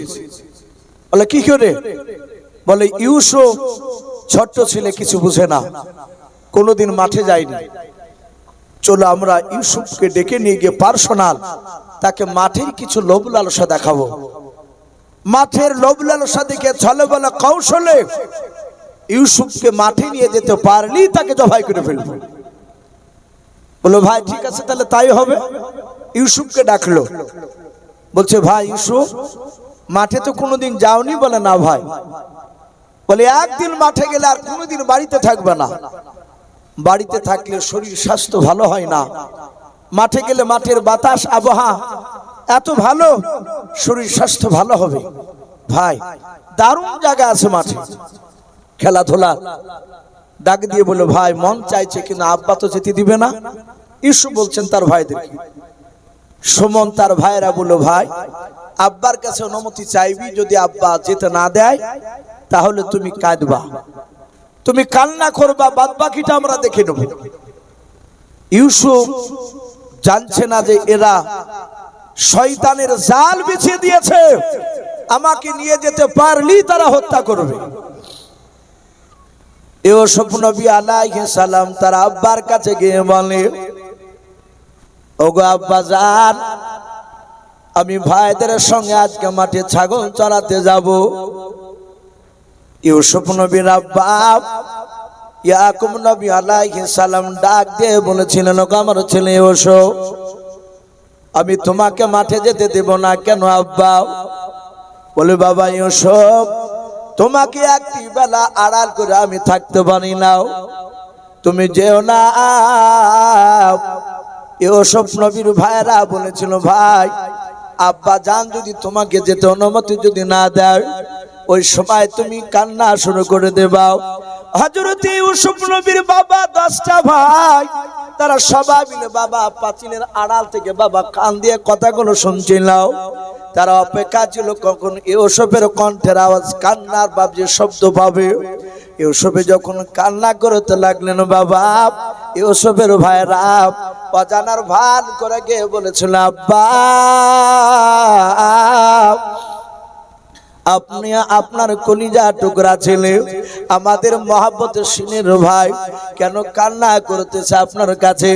ইউসুফ নবীর আব্বা ইয়াকুব নবী আলাইহিস সালাম তার 10টা ছেলের দিকে তাকিয়ে বলেছিলেন, ওগো আমার ছেলেরা, হঠাৎ করে ইউসুফ তোমাদের সাথে মাঠে যাব বলেছে। ওগো আমার ছেলেরা, তোমরা তো জানো আমি ইউসুফকে রেখে আমি থাকতে পারি না রে বাবা, তোমরা একটু ইউসুফকে বোঝাও যেন ইউসুফ যেন মাঠে না যায়। ইউসুফের ভাইয়েরা ওরা বাপনি ধরা দিল না যে আমরাই তো প্ল্যান খাটিয়েছি তাকে নিয়ে যাওয়ার জন্য, কিন্তু বাপনি ধরা না দিয়ে বললো, আব্বা ইউসুফ তো মাঠে যেতে চাইছে। বলে, হ্যাঁ আপনি চিন্তা করবেন না আব্বা, আপনি একটা দিনের মতো শুধু পাঠিয়ে দেন, আমরা তার কলিজা টুকরা ভাই আমরা নিয়ে যাব। ইয়াকুব নবী আলাইহিস সালাম দেখলেন না, আমি তাদেরকে বোঝাতে বললাম, না বুঝিয়ে তারা তার ভাইকে নিয়ে যেতে চাইল। ইউসুফের ভাইরা ডাক দিয়ে বলেন, আব্বা আপনি অনুমতি দেন। ইয়াকুব নবী আলাইহিস সালাম ডাক দিয়ে বলেছিল, আমার ছেলেরা, আমার ইউসুফকে যদি তোমরা নিয়ে যাও, তোমরা ভালো করে জানো ইউসুফ রোদ্রে থাকতে পারে না। ইউসুফের এত সুন্দর চেহারাখানা, ইউসুফ রোদে থাকতে পারে না, রোদের তাপ সহ্য করতে পারে না। ওগো আমার ছেলেরা, ইউসুফকে মাঠে নিয়ে গেলে রোদ্র লাগবে। ইউসুফের ভাইয়েরা ডাক দিয়ে বলেছিল, আব্বা আপনি চিন্তিত হবেন না। ওগো আব্বা, আমরা ইউসুফ ভাইকে যদি মাঠে নিয়ে যাই আর সূর্যের তাপ যদি আমার ভাই ইউসুফকে যদি আপনার লাগে, ওগো আব্বা চিন্তা করবেন না, খুরমা পাতার তাজ বানিয়ে আমার ভাই ইউসুফের মাথায় পরে দেব আব্বা, এতে সূর্যের তাপ লাগবে না। বলুন সুবহানাল্লাহ। হযরত ইউসুফ নবী আলাইহিস সালাম দাঁড়িয়ে দাঁড়িয়ে বাপজি আপনার কান্না করতেছিলেন, যেতে দেবে না বললেও ইউসুফের বাপজি আব্বা দেখলাম, আমি বললাম রোদ্দুর লাগবে, আমার ছেলেরা তারা দলিল দিয়ে বাপজি কথাটা কেটে দিল। আবার ইয়াকুব নবী বলেন, আমার ছেলেরা ইউসুফকে যদি রোদ্দের আড়াল থেকে যদি তোমরা খুরমা পাতার তাজ বানিয়ে যদি রোদ্দের আড়াল যদি করতে পারো, শোনো বাবা এটা তো জানা আমার ইউসুফ ঘন ঘন ইউসুফকে ভোগ লাগে, তোমরা মাঠে নিয়ে গেলে ইউসুফ খোদা পাবে, আমার ইউসুফ কান্না করবে। ওগো আমার ছেলেরা শুনে নাও, ইউসুফ কান্না করলে আমি যে বড্ড কষ্ট পাবো। ইয়াকুব নবীর ছেলেরা ডাক দিয়ে বলেছিল, ওগো আব্বাজান আপনি কান্না করবেন না, আপনি চিন্তিত হবেন না, আমাদের ভাই ইউসুফকে যদি আমরা মাঠে নিয়ে যাই আর যদি খোদা লাগে, ভোগ যদি লাগে, ওগো আব্বা আমাদের কাছে দুম্বা রয়েছে, ছাগল রয়েছে, আমরা চড়াতে যাই, ওই দুম্বার দুধ দহন করে আমরা আমাদের ভাই ইউসুফকে দিব, তাতে ওর পিপাসা নিবারণ হবে, ক্ষুধা মিটে যাবে। হযরত ইয়াকুব নবী দেখেন আমি যেতে দিব না, যেই কথাটা আমি খাড়া করেছি সেটা ওরা দলিল দিয়ে কেটে দেয়। ডাক দিয়ে লাস্টে বেলা বলেছিল ইয়াকুব নবী আলাইহিস সালাম, ক্বালা ইন্নী লা ইয়াহজুনুনি আন তাযহাবু বিহি ওয়া আখাফু আন ইয়াকুলাহু যিবু ওয়া আনতুম আনহু গাফিলুন। হযরত ইয়াকুব নবী আলাইহিস সালাম বলেন, ক্বালা ইন্নী লা ইয়াহজুনুনি আন তাযহাবু বিহি ওয়া আখাফু আন ইয়াকুলাহু যিবু। ডাক দিয়ে বলেন, ওগো আমার ছেলেরা, আমার ইউসুফকে যদি তোমরা নিয়ে যাও, ওয়া আখাফু আমার ভয় হতেছে, ইয়াকুলাহু যিবু আমার মনে হয় ইউসুফকে জঙ্গল থেকে এসে নেকড়া বাগে খেয়ে নেবে। লাস্টে এই কথাটা বললেন, ওয়া আনতুম আনহু গাফিলুন। ওগো আমার ছেলেরা, ধরো ইউসুফকে তোমাদের সাথে যেতে দিলাম, তোমরা ইউসুফ থেকে গাফিল হয়ে থাকবা, অমনোযোগী থাকবা, ইউসুফের দিক থেকে তোমরা খেলাধুলায় ব্যস্ত থাকবা। আমার ভয় হতেছে ইউসুফকে নেকড়া বাগে খেয়ে নেবে। ইয়াকুলাহু যিবু, আরবিতে বাপজি জীবন মানে নেকড়া বাঘ, ইউসুফকে খেয়ে নিবে। ওগো আমার ছেলেরা, ইউসুফকে তোমরা নিয়ে যেও না। হযরতে ইউসুফ নবীর ভাইরা ইয়াকুব নবীর কথাটা কাটার জন্য বলেছিল। ক্বালু, তারা সবাই মিলে বলেছিল, লাইন আকালাহু যিবু ওয়া নাহানু উসবাতুন ইন্না ইযান লা খাসিরুন।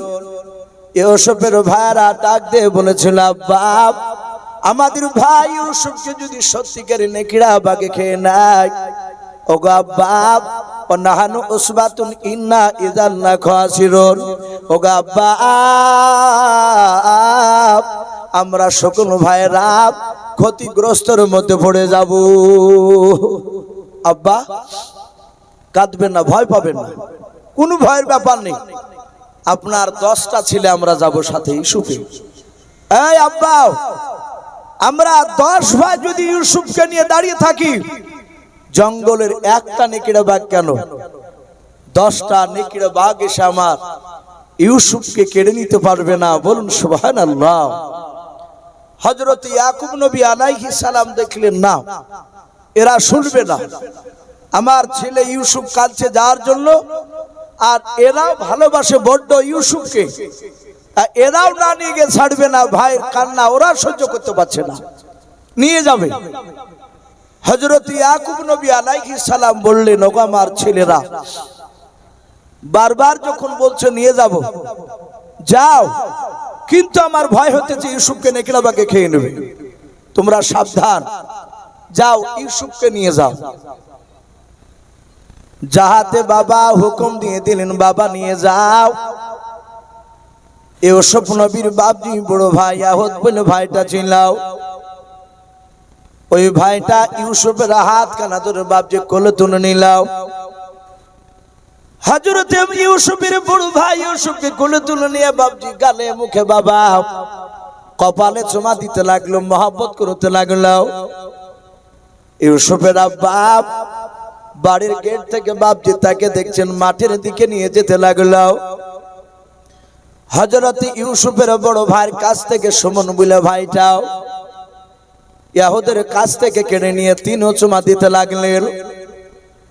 হযরত সুমনের কাছ থেকে বাবা রবেন বলে ভাইটা 3 কেড়ে নিয়ে চুমা দিতে লাগলেন।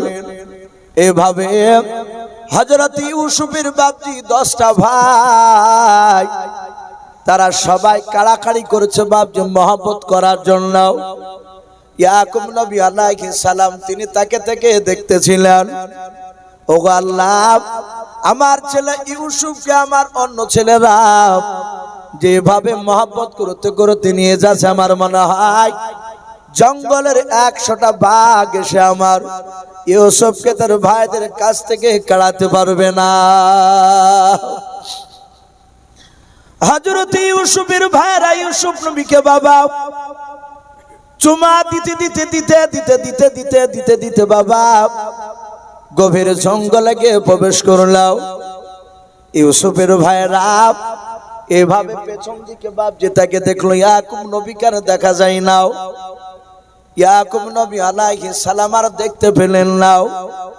ও বাপজি ভাইরা, হঠাৎ করে ইউসুফ নবীজির বাপজি ভাই সমান মিলে যে ভাইটা স্বপ্নের মানে শুনে নিয়েছিল, ওই ভাইটা ইউসুফের পা দুখানা বাপজি ধরে ফেললাম, ডাক দিয়ে বলে, ভাই এবার তোমরা ইউসুফকে ছেড়ে দাও।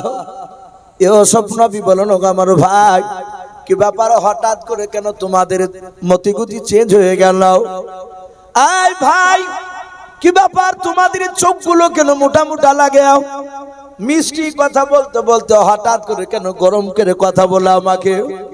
সুমন বলল, ভাই তোকে আমরা অভিনয় করে চুমা দিয়েছিলাম, তোকে আমরা হত্যা করার জন্য আমরা মাঠে নিয়ে এসেছি।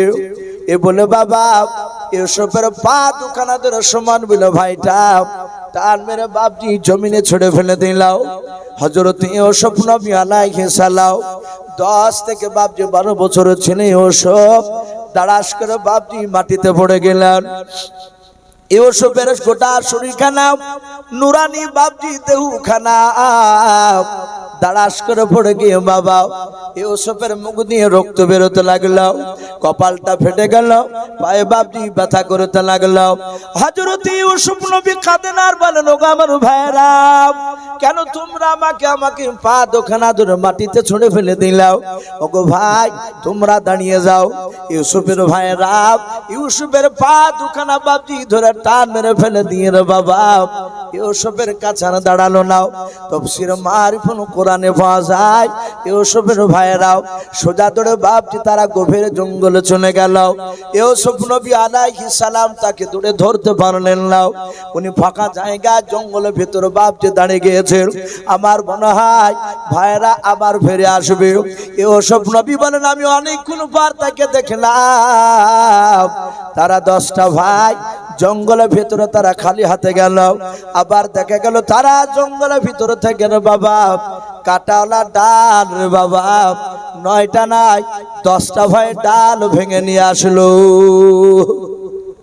আঙুল সমান সমান কাটা, বেউচির কাটা, বেলের কাটা যেমন লম্বা লম্বা হয়, ওই রকম বাপজি কাটাওয়ালা গাছ থেকে কাটাওয়ালা ডাল ভেঙে নিয়ে আসলো।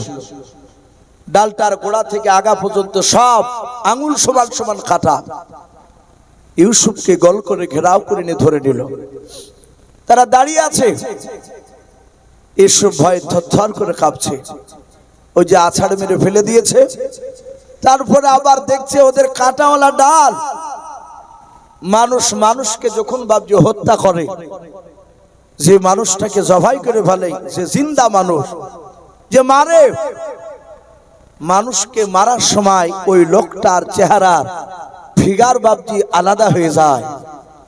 মানুষ তাকে ভয় পায়। তার ভিতরে বাপজি ওই সময়খানার ঈমান থাকে না।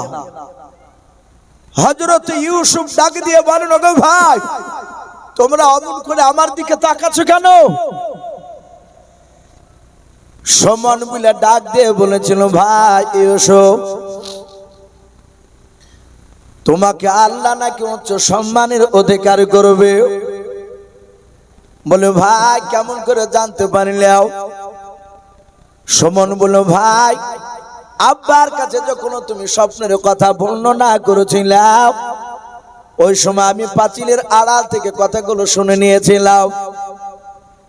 হযরত ইউসুফ বলেছিল, ভাই তোমরা আমাকে মেরো না, তোমরা আব্বার কাছে নিয়ে চলাও। আমি আব্বাকে বলবো, আব্বা আপনি দোয়া করেন যেন আমার নামটা কেটে দিয়ে তোমাদের মধ্যে যে কোনো একটা ভাইকে যেন আল্লাহ উচ্চ সম্মানের অধিকার করে। কিন্তু বাপ যে শুনলো না। তারা ডাক দিয়ে বলল, ভাই ইউসুফ, তোমাকে আব্বা বেশি ভালোবাসা আমাদের চেয়েও, তোমাকে মহব্বত যখন করে তখন আমাদের ভালো লাগে নাও। হযরত ইউসুফ নবী আলাইহিস সালামের বড় ভাই ইয়াহুদ বলে বাপজি নাম, সে বড় ভাই ডাল নিয়ে দাঁড়িয়েছিল। ইয়াহুদ তখনও বাপজি মারে নাই। ইউসুফের 9টা ভাই সোজা দৌড়ে গিয়ে বাবা ইউসুফের নোরানি বদনের বাবা কাটাওয়ালা ডাল দিয়ে বাপজি সপাসাপ মারতে লাগলো। কাটাগুলো ঢুকে যায় আর রক্ত বাপজি ইউসুফের শরীর থেকে বেরিয়ে যায়। ইউসুফ নবী আলাইহিস সালাম মাটিতে লোটালুটি করেন আর কাঁদেন আর বলেন, ভাই তোমরা আমাকে মেরো না, ওগো ভাই তোমরা আমাকে মেরো না, কারণ আমি তোমাদের ছোট ভাই, আমি তো এমন কোনো তোমাদের অন্যায় করি নাই। শুধু গো ভাই স্বপ্নের কথাটা আব্বার কাছে বলেছি, ভাই ওগো ভাই মেরো না, আমি আর সহ্য করতে পারি না। ইউসুফের ভাই রাব কেউ বাপ যে শুনলো না। ইউসুফ নবী মনে মনে চিন্তা করলেন, আমার 9টা ভাই আমাকে মারতেছে, কিন্তু বড় ভাই ইয়াহুদ তিনি তো এখনো মারে নাই। ওই কাটাওয়ালা ডালটা নিয়ে দাঁড়িয়ে আছে। ইউসুফ নবী আলাইহিস সালাম দৌড়ে গিয়ে বাপজি তার বড় ভাই পা দুখানা হামাগুড়ি দিয়ে বাপজি জোরে ধরে কেঁদে কেঁদে বলেছিলেন, ওগো আমার বড় ভাই, এরা আমার কেউ কথা শুনে নাও। ভাই গো, আমি তোমাদের মা দুটো হতে পারি, মা দুটো কিন্তু বাপ তো একটা আমাদের। ওগো আমার বড় ভাই, আমার ভাইয়েরা মারছে, আমি সহ্য করতে পারি না এই ব্যথাও। ভাই গো, তুমি আমাদের সবচেয়ে বড় ভাই, ভাই তুমি যে আমাকে বড্ড ভালোবাসো, ওরাও ভালোবাসে, কিন্তু ওরা আমাকে এভাবে মারছে কেন? ভাই তুমি একটু দয়া করে তাদেরকে একটু বুঝিয়ে বলাও। তুমি বারণ করলে আমার ভাইয়েরা আর মারবে না, তোমার কথা শুনবে। ও বাপজো ভাইয়েরাও, ইয়াকুব নবী আলাইহিস সালামের বড় ছিল, ইয়াহুদের চোখ দিয়ে বাপজি পানি ঝরতে লাগলো। আমি আগে বলেছিলাম হযরত ইউসুফের বাপজি বড় ভাই তিনি ইব্রাহিমকেও বাপজি তিনি মানতেন, ওনার দিলটা বাপজি একটু নরম ছিল। ডাক দিয়ে বলল, আমার ভাইয়েরা, আমাদের ছোট ভাই ইউসুফকে যদি আমরা হত্যা যদি করে দিই, শুনে নাও, আমার আব্বা বলেছে অন্যায় করে কোনো মানুষকে হত্যা করলে যারা হত্যা করবে তারা জাহান্নামে চলে যাবে। ওগো আমার ভাইরা, আমার ভাই ইউসুফকে মারব না, কারণ হত্যা করলে আমরা সকলেই হত্যাকারী হয়ে যাব। ইউসুফের বড় ভাই আল্লাহর কাছে বাপ যে যুক্তি বুদ্ধি চাইলেন, মনে মনে দোয়া করলেন, আল্লাহ কবুল করলেন। ইউসুফের বড় ভাইকে বাপ জান্নাত বুদ্ধি দান করলেন। হযরত ইউসুফ নবীর বড় ভাই ডাক দিয়ে বলেছিল, আমার ভাইরা শুনে নাও, শুনে নাও। ক্বালা কাইলুম মিনহুম লা তাকতুনি ইউসুফা ওয়ালকুহু ফি গায়াবাতিল জুব্বি ওয়া ইয়ালতাকিতুহু বাদু সাইরাতিন কুনতুম ফাইলিন। হযরত ইউসুফের বড় ভাই ইয়াহুদ ডাক দিয়ে বলেছিল, আমার ভাইরা শুনে নাও, আমরা তো কোনো সাধারণ মানুষের বাচ্চা নয়, আমরা পয়গম্বর হযরত ইয়াকুব নবী আলাইহিস সালামের ছেলে। এ ভাই একে মারো না, দাঁড়া দাঁড়া দাঁড়াও। 9 ভাই দাঁড়িয়ে গেল, বলো ভাই আমাদের উদ্দেশ্য আব্বার কাছ থেকে কে আলাদা করা, তাই তো? বলে হ্যাঁ। বলে আই ভাই, আমরা ইউসুফকে হত্যা করলে জাহান্নামে চলে যাব, আমরা নবীর বেটাও, আমরা ওকে হত্যা করব না নিজ হাতে। বলে কেন? বলে ভাই একটা যুক্তি পেয়েছি আব্বার কথায়, আমরা একটা মিথ্যা কথা ওখানে ফিট করব। বলে কি করে? বলে আব্বা বলেছিল, ক্বালা ইন্নী লা ইয়াহজুনুনি আন তাযহাবু বিহি ওয়া খাফা ইয়াকুলাহু যিবু ওয়া আনতুম আনহু গাফিলুন। আব্বা বলেছিল আমার ভয় হতেছে ইউসুফকে নেকড়াবাগে খেয়ে নেবে। ভাই আমরা ইউসুফের শরীর থেকে তার পাঞ্জাবিটা জামাটা খুলে নেব। আমাদের কাছে প্রায় 200-র উপরে ছাগল দুম্বা আছে। আব্বা কোনোদিন গনিয়া ছাড়ে না, আবার বাড়িতে যাওয়ার সময় গনিয়া আমাদের কাছ থেকে ছাগল নেয় না। ভাই একটা পাতলা দুবলা ছাগলকে আমরা জবাই করি, ছাগলের বাড়িটা দূরে আমরা ফেলে দিয়ে আসবো। এই আমার ভাইরাও, ওই ছাগল জবাই করা রক্তটা ইউসুফের জামাটাতে মেখে নিয়ে আমরা ইউসুফকে এই জঙ্গলের ভিতরে ইদারায় ফেলে দেব। ক্বালা কাইলুম মিনহুম লা তাকতুল ইউসুফা, বলল ইউসুফকে জবাই করব না। ওয়ালকুহু ফি গায়াবাতিল জুব্বি, আমরা দেখব ইদারা আছে কিনা। আরবিতে বাবজি কুয়াকে ইদারাকে জুব্বুন বলা হয়, কোরআন শরীফে শব্দ এসেছে ওয়ালকুহু ফি গায়াবাতিল জুব্বি, আমরা ইদারার ভিতরে ফেলে দিব। যদি ইদারায় পানি থাকে তাহলে ইউসুফ পানি খেয়ে মারা যাবে, আর যদি তা না হয়, যদি পানি না থাকে তাহলে সাপ বিচ্ছু থাকবে, জঙ্গল হয়ে যাবে ভিতরটা। ইউসুফকে ফেলবো, সাপে দংশন করবে, ইউসুফ বিষে জর্জরিত হয়ে যাবে, মারা যাবে। এ ভাই, সাপ বিচ্ছু তো যদি না খায়, এদিক দিয়ে মিশরের লোকেরা যাতায়াত করে, ওরা বণিকের দলেরা পেলে ইউসুফকে নিয়ে মিশরে চলে যাবে, আমাদের ঝামেলা শেষ। আমরা ওকে তো মারলাম না, ফেলে দিয়েছি।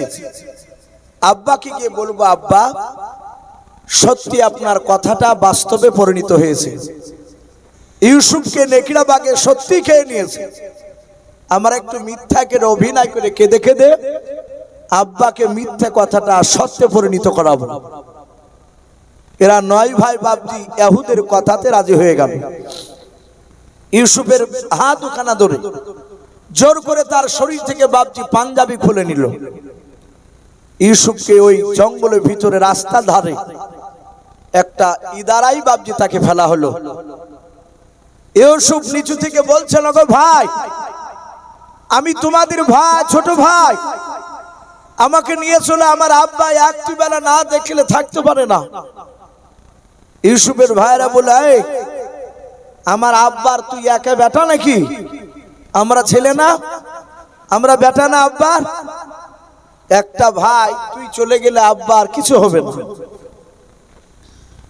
তাফসীরে মারিফুল কোরআন এসেছে ইউসুফ নবী আলাইহিস সালামের আব্বা ইউসুফ নবীকে তার ভাই, তার ইউসুফের ভাইদের সাথে পেটে দিয়ে বারবার বাবজি দরজার গুড়িতে গিয়ে দেখছিলেন মাঠের দিকে তাকে, আমার বেটা ইউসুফ কখন আসবে। সন্ধ্যা লেগে গেল, আসে নাই। এশার সময় রাত্রিবেলায় ইউসুফের 10টা ভাই তারা হাওমা করে জামাটা রক্ত মাখা নিয়ে কাঁদতে কাঁদতে কাঁদতে বাবজি চলে যাচ্ছে। ইউসুফ নবীর আব্বা ইয়াকুব নবী আলাইহিস সালাম বলেন,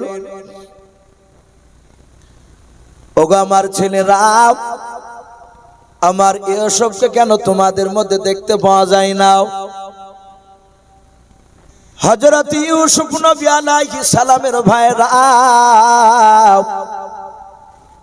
তারা জোরে জোরে বাবজি মিথ্যা করে কেঁদে কেঁদে বলেছিল, আব্বা আপনার কথাটা বাস্তবে পরিণত হয়ে গিয়েছে।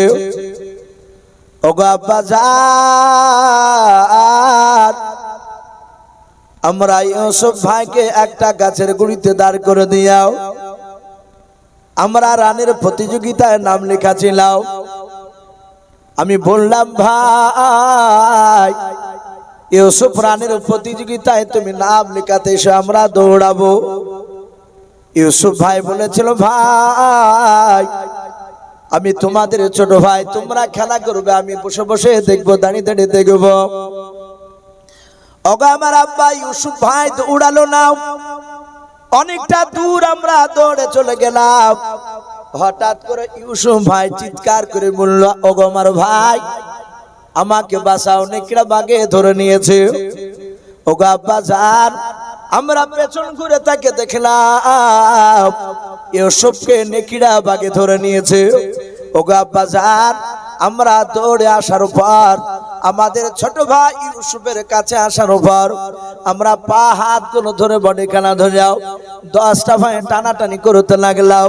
ও গো আব্বাজান, শত শক্তি ব্যয় করে আমরা সমস্ত ভাইয়েরাও শক্তি যত ছিল সবগুলো শক্তি ব্যয় করলাম, ইউসুফকে বাঘের মুখ থেকে বাপকে ছোটাতে পারলাম না। ও গো আব্বাজান, ইউসুফের দেহ থেকে ইউসুফ নবী পয়গম্বরের জামাটা খুলে চলে আসলো আব্বা আমাদের হাতে, আর ইউসুফের গোটা বডিখানা বাঘের পেটে চলে গেল আব্বা। আর পারিনি রুখতে। তাফসীরে বাবজি কিতাবে লিখেছে হযরত ইউসুফ নবীর আব্বা হাউমা করে কাঁদতে লাগলেন, বলে বাবা আমার ইউসুফকে নেকড়ে বাঘে খেয়ে নিয়েছে। বলে হ্যাঁ আব্বা, আমরা 10টা আপনার ছেলে, এই দেখেন আমার ইউসুফ ভাই রক্ত মাখা জামা আব্বা গো ইউসুফ ভাইকে কামড়ে খেয়ে নিল। তার জামাটা যখন আমাদের হাতে চলে আসলো, দেখেন এই জামাতে অনেক ইউসুফের শরীরে রক্ত লেগে আছে। হযরত ইউসুফ নবী আলাইহিস সালামের জামাটাও ইয়াকুব নবী আলাইহিস সালাম নিলেন। নেওয়ার পর জামাটা রক্ত মাখা জামাটা এইভাবে বাবজি নাকের গুলিতে নিলেন। একটু শোনার পর হযরত ইয়াকুব নবী আলাইহিস সালাম ডাক দিয়ে বলেছিলেন, আব্বা আপনি জামাটা কেন নাকে দিয়ে শুনলেন? ইয়াকুব নবী বলেন, ওগো আমার ছেলেরাও, আমার মনে হয় এই জামাতে যে রক্তটা লেগে আছে রক্তটা আমার ইউসুফের শরীরের রক্ত না। বলুন সুবহানাল্লাহ। হযরত ইউসুফের বাপজি ভাইরা বলেছিল, আব্বা আপনি কেমন করে বুঝতে পারলেন এটা ইউসুফের রক্ত নাও? এটা কিসের রক্ত বলুন? বলে বাবা এটা আমি দিব্যি শুনতে পাচ্ছি এই নাকের আগায়, শুনে নাও এটা ছাগলের রক্ত, ইউসুফের রক্ত নাও। ছেলেরা বলেছিল, আব্বা আপনার মাথা খারাপ হয়েছে। বলে কেন বাবা? বলে বাবা ইউসুফের রক্তকে আপনি ছাগলের রক্ত বলছেন, আপনার মাথা ঠিক না, চিন্তা করবেন না। ইউসুফ নবীর আব্বা ডাক দিয়ে বলেন, বাবা এটা ইউসুফের রক্ত না, কেমন করে জানতে পারলাম? তোমরা জানো না? বলে না না, কিতাবে পাওয়া যায় ইউসুফের তখন বাপজি বয়স ছিল মাত্র 4 বছর। ক বছর? 4 বছর। ইউসুফ পাড়াতে খেলাধুলা করতে গিয়ে বাবা ইউসুফের পড়ে গিয়ে হাত বাপজি আপনার আঙুলটা কেটে গিয়েছিল। ইউসুফ আঙুল কাটা রক্ত মাখ রক্ত বেরোনো আঙুলটা নিয়েও কাঁদতে কাঁদতে এসে বলেছিল, আব্বা এই দেখেন আমার আঙুলটা কেটে গিয়েছে। ও বাপজি ভাইয়েরাও দেখবেন আমাদের ঘরের সন্তানরা অনেকে সাইকেল চড়তে গিয়ে বাপজি পড়ে যায়, অনেকে দৌড়াতে গিয়ে উচট লেগে পড়ে যায়। যখন দেখবেন বাচ্চা ছেলে পড়ে যায়, পড়ে গিয়ে বাপজি ডান দিকে বাম দিকে চারিদিকে তাকে দেখে কোনো মানুষ তাকে পড়া দেখেছে কিনা। যদি কোনো মানুষ বাপজি তাকে দেখতে না পায়, দেখবেন বাচ্চাটা কাঁদবে না, অমনি চট করে উঠে বাপজি চলে যাবে। আর যদি কোনো মানুষ বাবা যদি দেখে নাই, দেখবেন বাচ্চাটা বাপজি উঠবে না, শুধু কাঁদবে। মানুষরা যতক্ষণ পর্যন্ত দৌড়ে গিয়ে না বলবে বাবা তোমার কিছু হয় না, তুমি কেঁদো না বাবা, ভালো হয়ে যাবা, তারপরে দেখবেন বাচ্চাটা কান্না বন্ধ করে। হযরত ইয়াকুব নবী ডাক দিয়ে বলেছিলেন, ওগো আমার ছেলেরা, ইউসুফ নবীর হাত খানা যখন 4 বছর বয়সে আঙুলটা কেটে গিয়েছিল, ইউসুফ এসে বলেন, আব্বা আমার আঙুল খানা কেটে গিয়েছে। ওগো আমার ছেলেরা, আমার ইউসুফ ছেলেরা আঙুল খানা নিয়ে আমি মুখের গুড়িটা নিয়ে গিয়ে আমি ফু দিয়ে বলেছিলাম, বাবা তোমার আঙুলটা ভালো হয়ে যাবে। আমি ওই সময় যখন ফু দিয়েছিলাম, হঠাৎ করে দেখলাম ইউসুফের রক্ত থেকে মুশকে আম্বার নাই খুশবু বের হচ্ছে। বলুন সুবহানাল্লাহ। বলে না রে তাকবীর। বাপজি আমার সোনা লালেরা, নবীদের রক্ত সাধারণ মানুষের সঙ্গে বাপজি তুলনা করা যাবে না। নবীরে এত দামি। ইয়াকুব নবী বলেন, আয় আমার ছেলেরাও, এটা যদি ইউসুফের যদি শরীরে রক্ত হতো, তাহলে সেই দিনকার মতো মুশকে আম্বার নাই খুশবু আমি আজও পেতাম। বলুন সুবহানাল্লাহ। সম্মানিত ভাইরা আমার, বাবা জীবনেরা, ইউসুফ নবী আলাইহিস সালাম বাঘের পেটে যায়নি, তাই ইয়াকুব নবী সন্দেহ করলেন, বিশ্বাস করলেন না। ডাক দিয়ে বলেন, ওগো আমার ছেলে ইউসুফের ভাইয়েরাও, আমার মনে হয় ইউসুফকে তোমরা কোথায় লুকিয়ে রেখে এসেছো, কোন জায়গায় লুকিয়েছো, তাড়াতাড়ি বলো। এরা বারবার বলছে, আব্বা সত্যি ইউসুফকে বাঘে খেয়ে নিয়েছে। ইয়াকুব নবী আলাইহিস সালাম জামাটা এইভাবে বাপজি শার্ট করতে লাগলেন, এভাবে চারিদিকে তাকাচ্ছে। ডাক দিয়ে বলেন, বাবা আমার মনে হয় ইউসুফকে যে বাঘটায় খেয়েছিল ওই বাঘটা বুঝি শিক্ষিত বাঘ বাবা। এরা বলছে, আব্বা আপনি শিক্ষিত কথা বলছেন কেন, বাঘ কোনোদিন শিক্ষিত হয়? আমার মনে হয় ইউসুফকে যে বাঘটায় খেয়েছে এ মূর্খ বাঘ না, এ শিক্ষিত বাঘ। বলে কেন? বলে আমার ইউসুফকে যে বাঘে খেয়েছে বলছো, কই জামাটা তো কই ছিঁড়া দেখতে পাচ্ছি না। আমার মনে হয় ইউসুফকে খাওয়ার আগে বাঘটাতে ইউসুফের শরীরে জামা মনে হয় খুলে রেখেছিল। বলুন আলহামদুলিল্লাহ। একদম পুরা বুঝতে পেরেছে ইউসুফের ভাইরাও, আমরা যে চক্রান্ত করছি, মিথ্যা কথা বলছে আমার পয়গম্বর আব্বা, উনি টের পেয়ে গিয়েছে। বলুন সুবহানাল্লাহ। কিন্তু বাবা এরা মিথ্যা কথার উপর অটুট হয়ে থাকলো। ইউসুফের ভাইরা তারা কাঁদতে লাগলো। বাপজি একবার মহব্বত দুরূদ পড়ি, আল্লাহুম্মা সাল্লি আলা।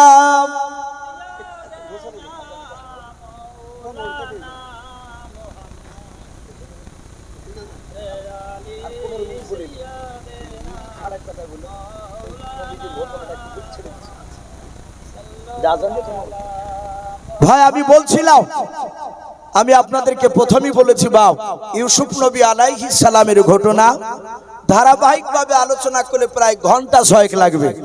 তো যাই হোক বাপজি, যেহেতু আমার পরে আরো অনেক বক্তা রয়েছে, আল্লাহ যদি আবার কোনোদিন আসায় আমি আপনাদেরকে বলবো, যদি আবার কপালে লেখা থাকে যদি বাঁচিয়ে রাখে, তাহলে বাপজি আবার এসে বলবেন, ইউসুফ ভাই যেখান থেকে বলেছেন এখান থেকে আবার বলবেন।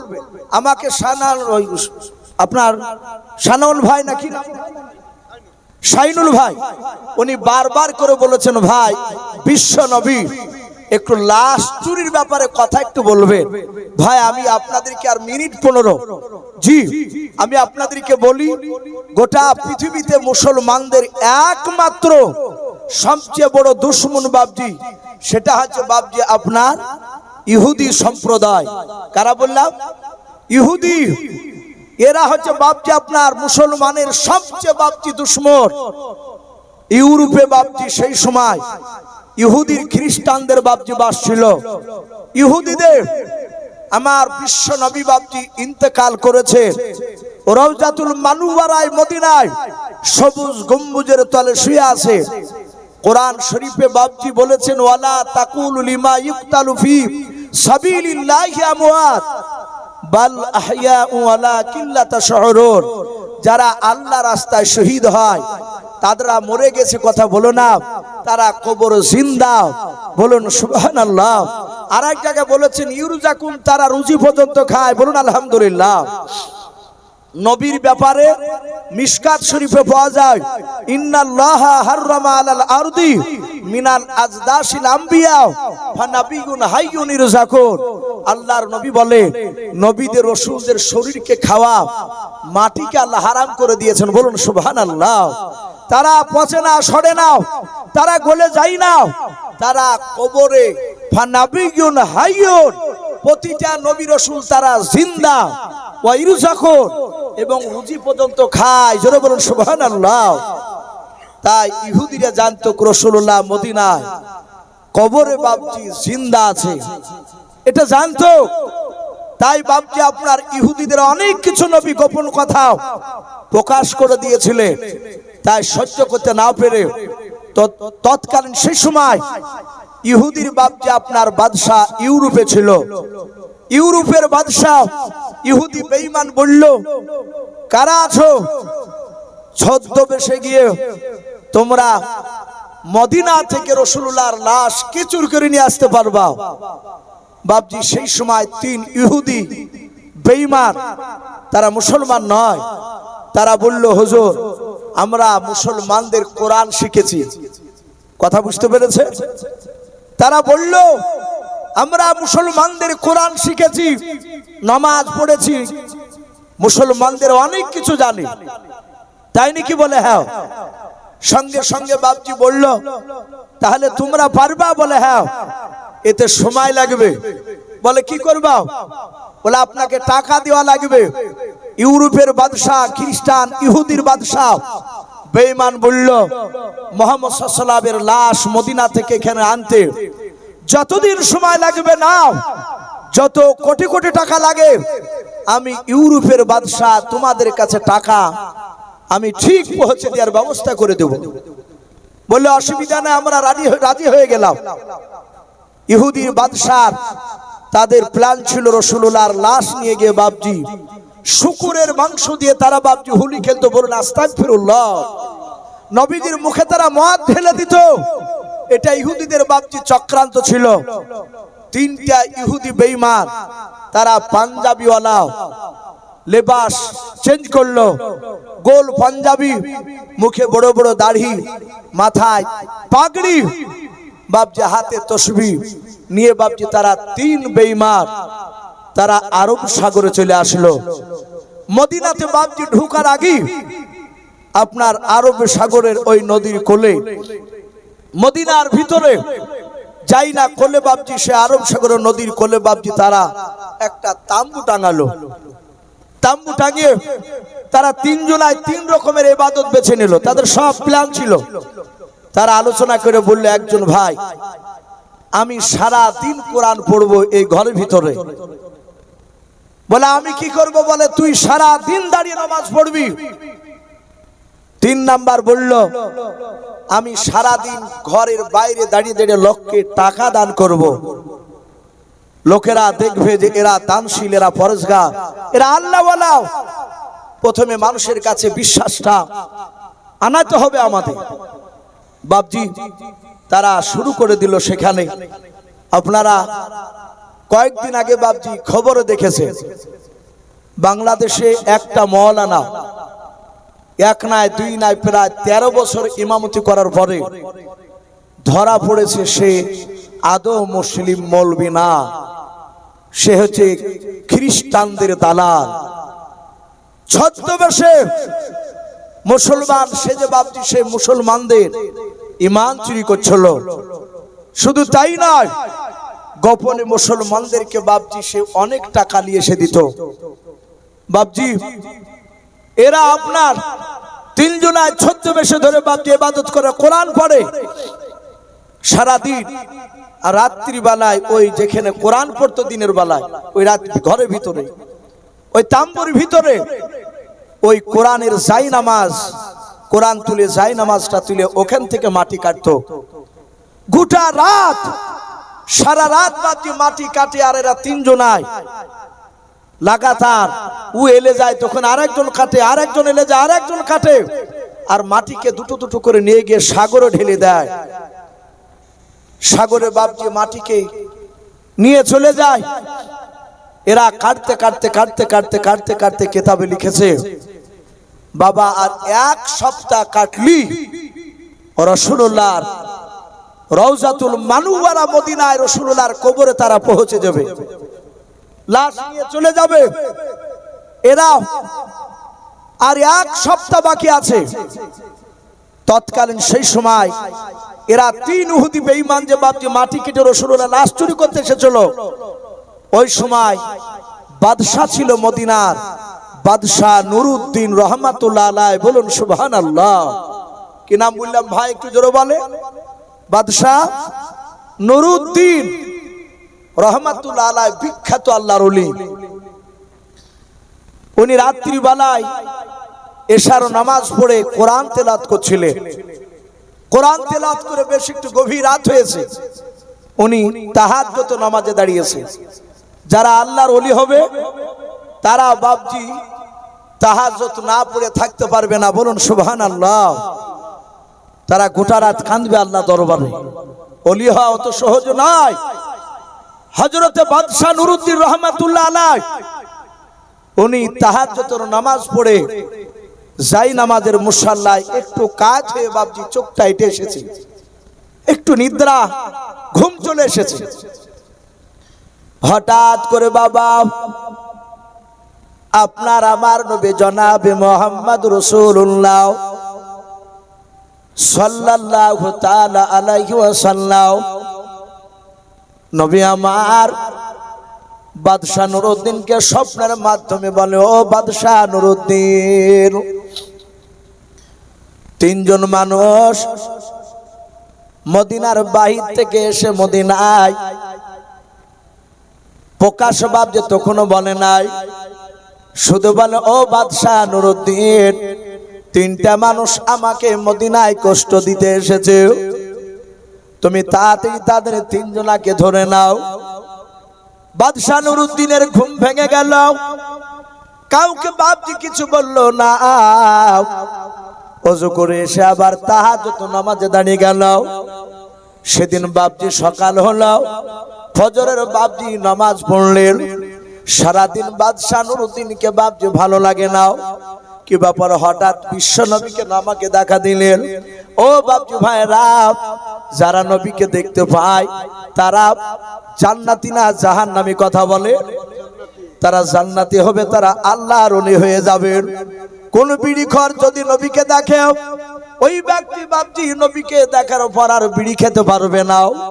কোন মদখোর যদি নবীকে দেখে, বাবা আল্লাহর নবীকে মদখোর দেখে নিলাম, আর মৃত্যু পর্যন্ত মদখোর বাপজি মদ খেতে পারবে না। তার চালচলন সব নবীওয়ালা হয়ে যাবে। বলুন সুবহানাল্লাহ। তার চরিত্র পাল্টে যাবে। অনেক ভন্ডা লোক আছে, বিড়িতে টান মারে, আবার বলে যে আমি নবীকে 3 বার দেখেছি। কত বড় বেয়াদব! কখনই না জানবেন ওরা পাকা ভন্ডা। নবীকে যারা দেখবে তারা কোনো দুর্গন্ধ জিনিস, ইবাদতের কষ্ট হবে সব জিনিস বাপজি তারা খাবে না। তার পা থেকে মাথা পর্যন্ত সব জায়গায় রাসূলুল্লাহর সুন্নাত জিন্দা দেখা যাবে। বলুন সুবহানাল্লাহ। বাদশাহ নুরউদ্দিন আবার রাত্রিবেলায় শুয়েছে ওই জায়নামাজের মুসাল্লায়।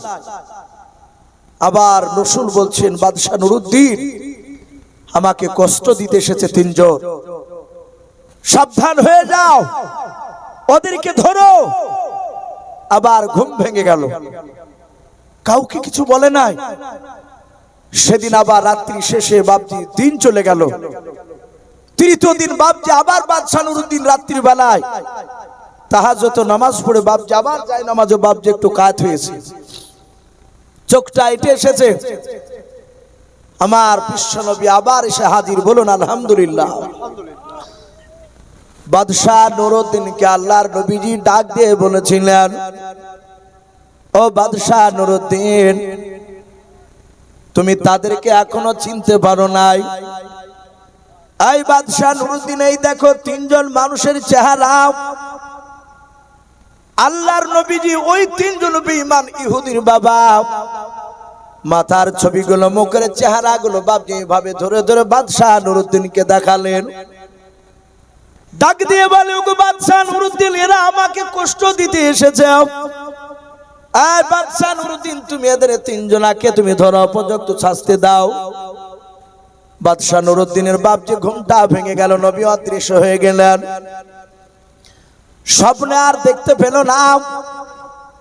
বাদশাহ নুরউদ্দিন চিন্তা করলেন আর ঘুমিয়ে থাকা যাবে না। ওই রাত্রি বানাই রে বাবা, বাদশাহ নুরউদ্দিনের বাপজি যে আপনার মন্ত্রী ছিল, তার নাম কিতাবে পাওয়া যায় জালালউদ্দিন মৌসুমী রহমাতুল্লাহ আলাইহি। উনিও বুজুর্গ। ওই রাত্রিবেলা বাদশাহ নুরউদ্দিন আর বাড়িতে নামাজে দাঁড়ালেন না, তাড়াতাড়ি ওযু করে ঘোড়ায় চেপে বাপজি ছুটতে লাগলেন। কোথায়? তার মন্ত্রী জালালউদ্দিন মৌসুমীর এলাকায়। উনিও বাপজি মসজিদে নামাজে গিয়েছেন, ফজরের টাইম হয়ে গিয়েছে। বাদশাহ জালালউদ্দিন মৌসুমী রহমাতুল্লাহ আলাইহির কাছে গিয়েছেন, দেখছেন উনি ইমাম হয়ে নামাজ পড়াচ্ছেন মসজিদে। বাদশাহ নুরুদ্দিন তাড়াতাড়ি 2 রাকাত ফজরের সুন্নাত পড়ে ডান দিকে বাপজি কাতারে দাঁড়িয়ে ইক্তাদা দিয়ে নামাজে দাঁড়িয়ে গিয়েছে। কার পেছনে? তার মন্ত্রী জালালউদ্দিন মৌসুমীর পেছনে। যাহাতে বাপজি ডান দিকে সালাম ফিরে তাকাচ্ছে, দেখছেন এই তো সেই মদিনার বিখ্যাত বাদশাহ নুরুদ্দিন। কি ব্যাপার, আমার নামাজে মসজিদে কেন? বাম দিকে সালাম ফিরে চট করে বাপজি দাঁড়িয়ে গেলে। বাদশাহ নুরুদ্দিন সালাম ফিরেছিলেন, বললেন হুজুর আপনি তো আসবেন, তো একটু বলেননি কেন? ফজরের নামাজটা আপনাকে পড়াতে দিতাম, আপনার পিছনে আমি পড়তাম। বাদশাহ নুরুদ্দিন বললেন, জালালউদ্দিন মৌসুমী ভাই, এখানে বলা যাবে না, অনেক লোক আছে, একটু পার সরান, ঘরে চলো।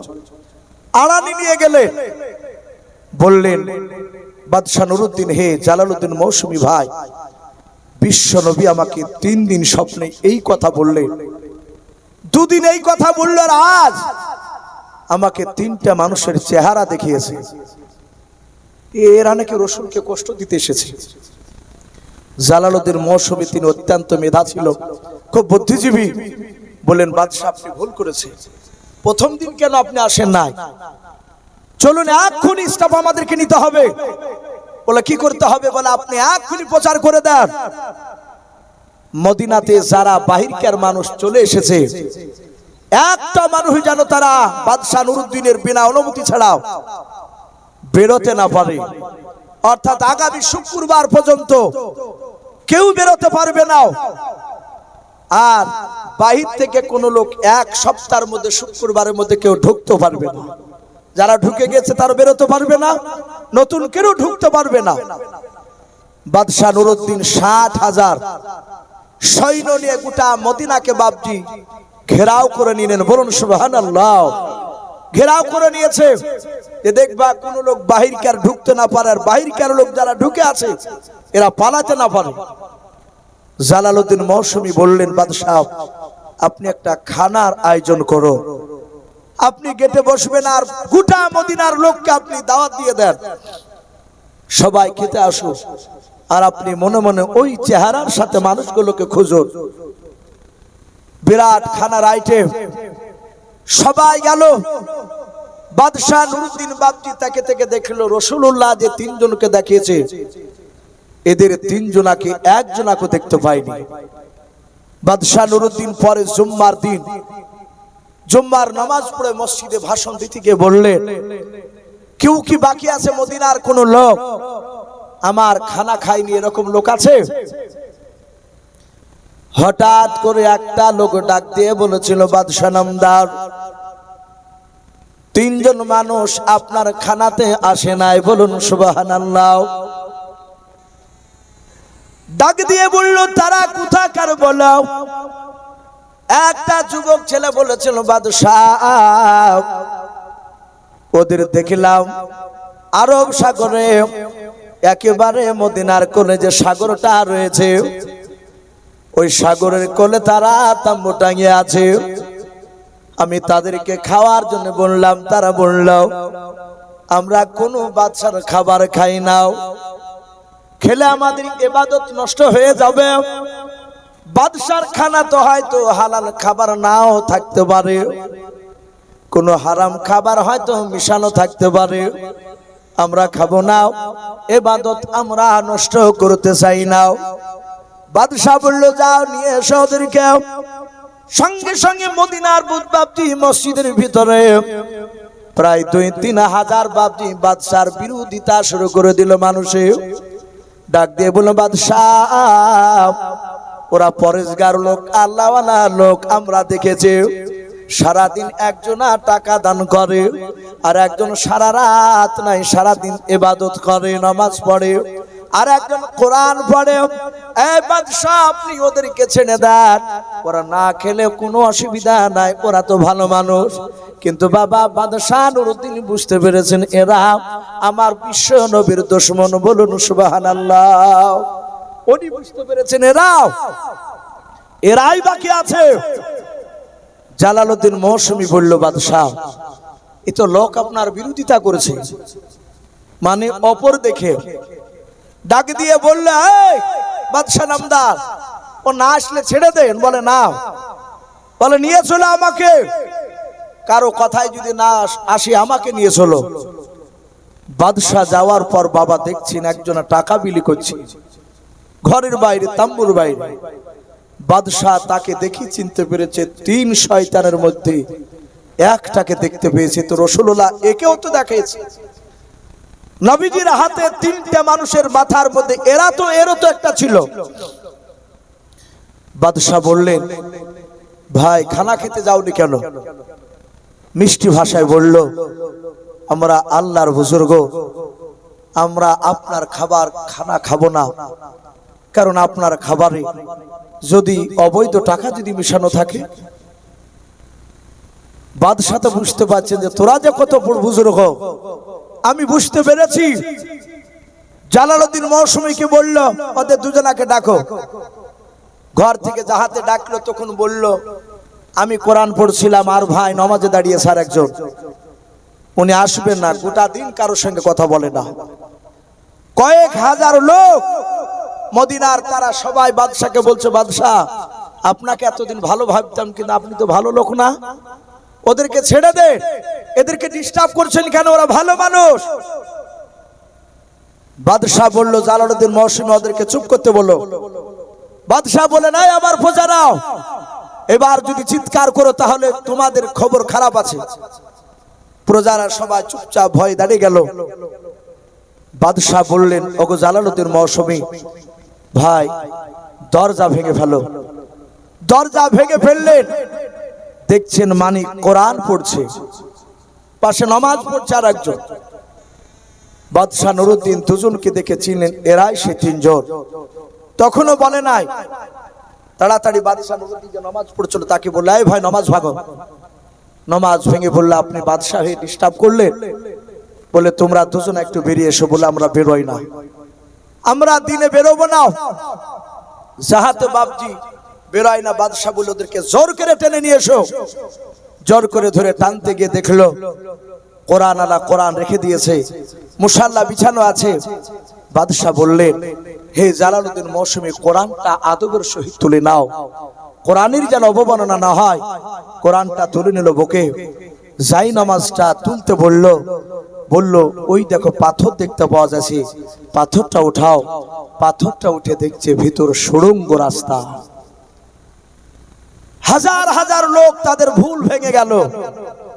বলল, বাদশাহ আমরা থেকে পরেজগার ভাবতাম। বাদশাহ বললেন, এদের 3 শয়তানকে বিশ্বনবী আমাকে স্বপ্নের মাধ্যমে দেখিয়েছে। নবী বলেছেন আমাকে কষ্ট দিতে এসেছে। মদিনার বাহির থেকে এরা 3 জন, এদেরকে ধরো, আটকাও। তাই আমি এই সিস্টেম করেছিলাম। এরা 3 জনাই বলল, বাদশাহ আমরা আদৌ মুসলমান নই, আমরা 3 জনাই ইহুদির বাচ্চা, আমরা ছদ্মবেশ ধরে এসেছিলাম। হে বাদশাহ, আর 1 সপ্তাহ আপনি যদি জানতে না পারতেন, আপনাদের নবীর লাশকে নিয়ে আমরা ইউরোপে নিয়ে চলে যেতাম। ওগো বাদশাহ নামদার, যখনই আপনি বললেন যে মদিনার বাহিরকার মানুষ যারা আছে তারা যেন না বেরোয়, আর বাহিরকার মানুষ যেন মদিনায় প্রবেশ করতে না পারে, সেদিনই আমরা বুঝতে পেরেছি আমরা 3 জনায় ধরা পড়ে গিয়েছি।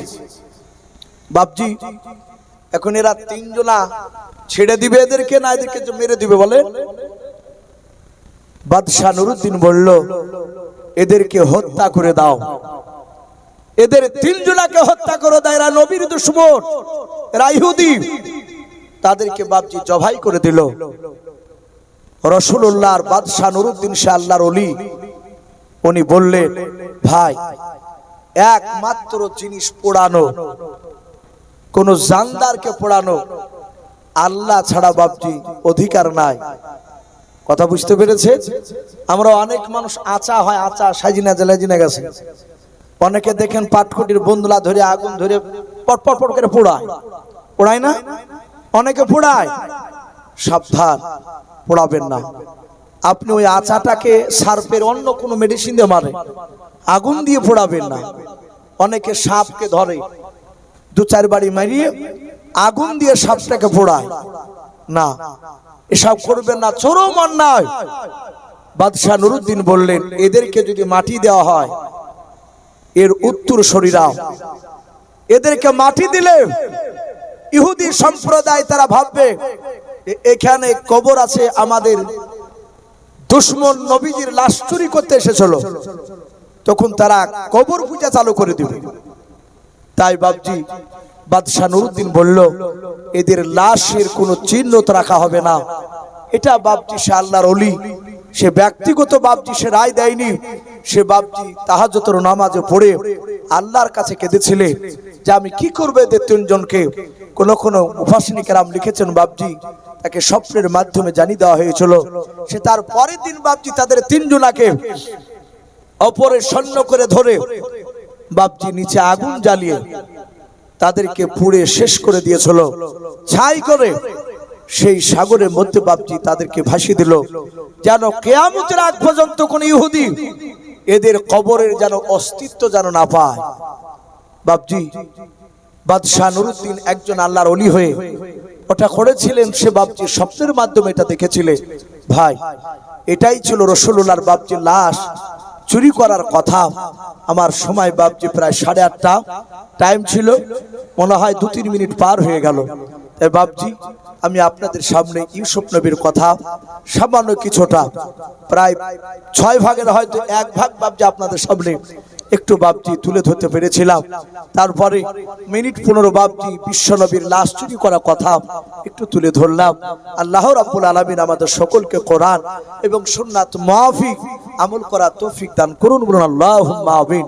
ভাই সামনে আগামী কাল যদি চাঁদ দেখা দেয়, পেপার পত্রিকায় তো আমরা পড়ছি বাবজি আগামী কাল চাঁদ রাত হবে, মানে তারাবি হবে, তাই তো নাকি? আগামী কাল তারাবি, রাত্রে ভাত খেয়ে বৃহস্পতিবারে একটা রোজা। প্রতিটা বাপ অনুরোধ করব মা বোনদেরকে, আমরা ইচ্ছাকৃত রোজা ছাড়বো না, বলুন ইনশাআল্লাহ, বলুন ইনশাআল্লাহ। বাপজি অনেক মানুষ গ্যাসের বাপজি এখন ঢং করতে লেগেছে, চায়ের দোকানে যেত কিছু হতো না, গল্প করতো, দিন পাশে কাক থেকে কিছু কিছু জায়গায় শুরু হয়েছে, লোক বসে আছে এমনি করছে, বলে ভাই কি হলো, কিছুক্ষণ পর বলছে ভাই চরম গ্যাস, জানে যে রমজান আসছে, এ তো রোজা করবো না, লোকে নিন্দা করবে। তাই বাপজি লোককে বুঝাইছে যে ভাই তো বলেছিলাম না রোজা রাখতে পারি না ভাই, পেটে গ্যাস, আবার সাহাতে ঈদ হয়ে যাবে আর গ্যাস নাই। অনুরোধ করবো বাপ রোজা ছাড়বেন না, রোজা আপনি মনে রাখবেন, আপনি একদম তাগড়া শরীর হয়ে নিয়ে পাড়াতে দেখবেন একটা 9 বছর 10 বছরের ছেলে, অনেক পাড়াতে দেখা যায় বাচ্চা ছোট ছোট, তারা একটা রোজা ভাগে না, না এরকম অনেক বাচ্চা ছেলে রোজা করে। চিন্তা করবেন বাচ্চাটা যদি রোজা রাখতে পারে সারাদিন সুখে, আপনি আমি কেন পারবো না? আল্লাহ রাব্বুল আলামিন আমাদের সকলকে রমজান মাসে হক আদায় করা তৌফিক দান করুন, আল্লাহুম্মা আমিন। ভাই বেশ কিছু কথা আলোচনা করেছি, বলার মধ্যে ভাষার মধ্যে যদি ভুল হয়ে যায় সকলে ছোট ভাই কিংবা ছোট ছেলে হিসেবে ক্ষমা করবেন, এই বলে আমার বক্তব্য শেষ করলাম। ওয়া আখিরি দাওয়ানা আনিল হামদুলিল্লাহি রাব্বিল আলামিন।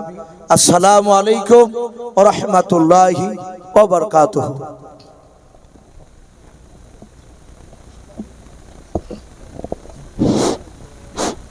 এইবারে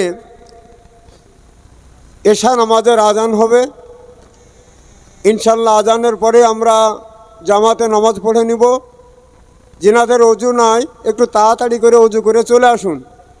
এশা নামাজ পড়ে আপনাদের আকর্ষণীয় বক্তা মাওলানা মোহাম্মদ ইমরান সাহেব উনি উঠবেন।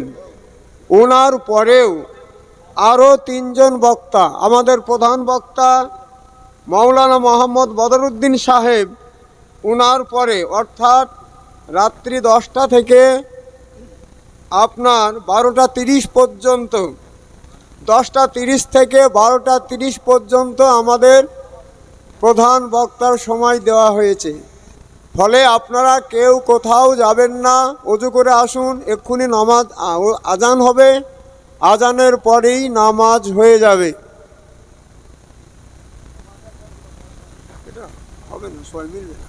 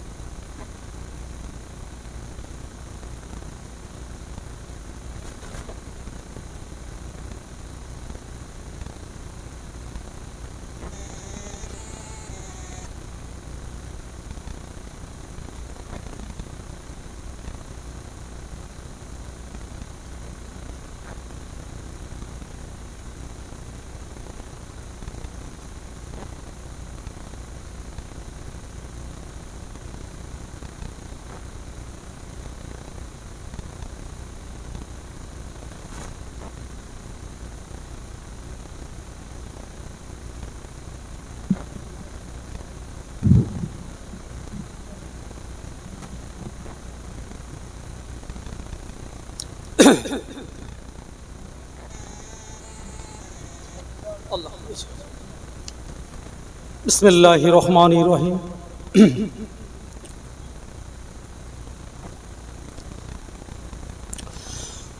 अल्लाहु अकबर अल्लाहु अकबर अल्लाहु अकबर अल्लाहु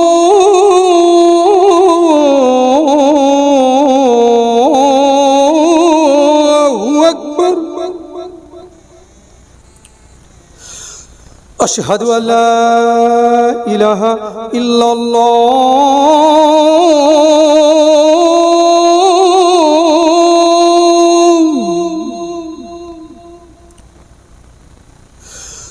अशहदु अल्ला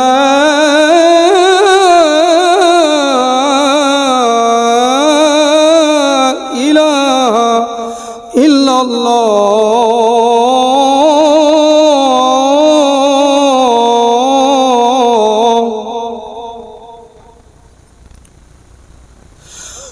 अशहदु अन्ना मुहम्मदर रसूलुल्लाह।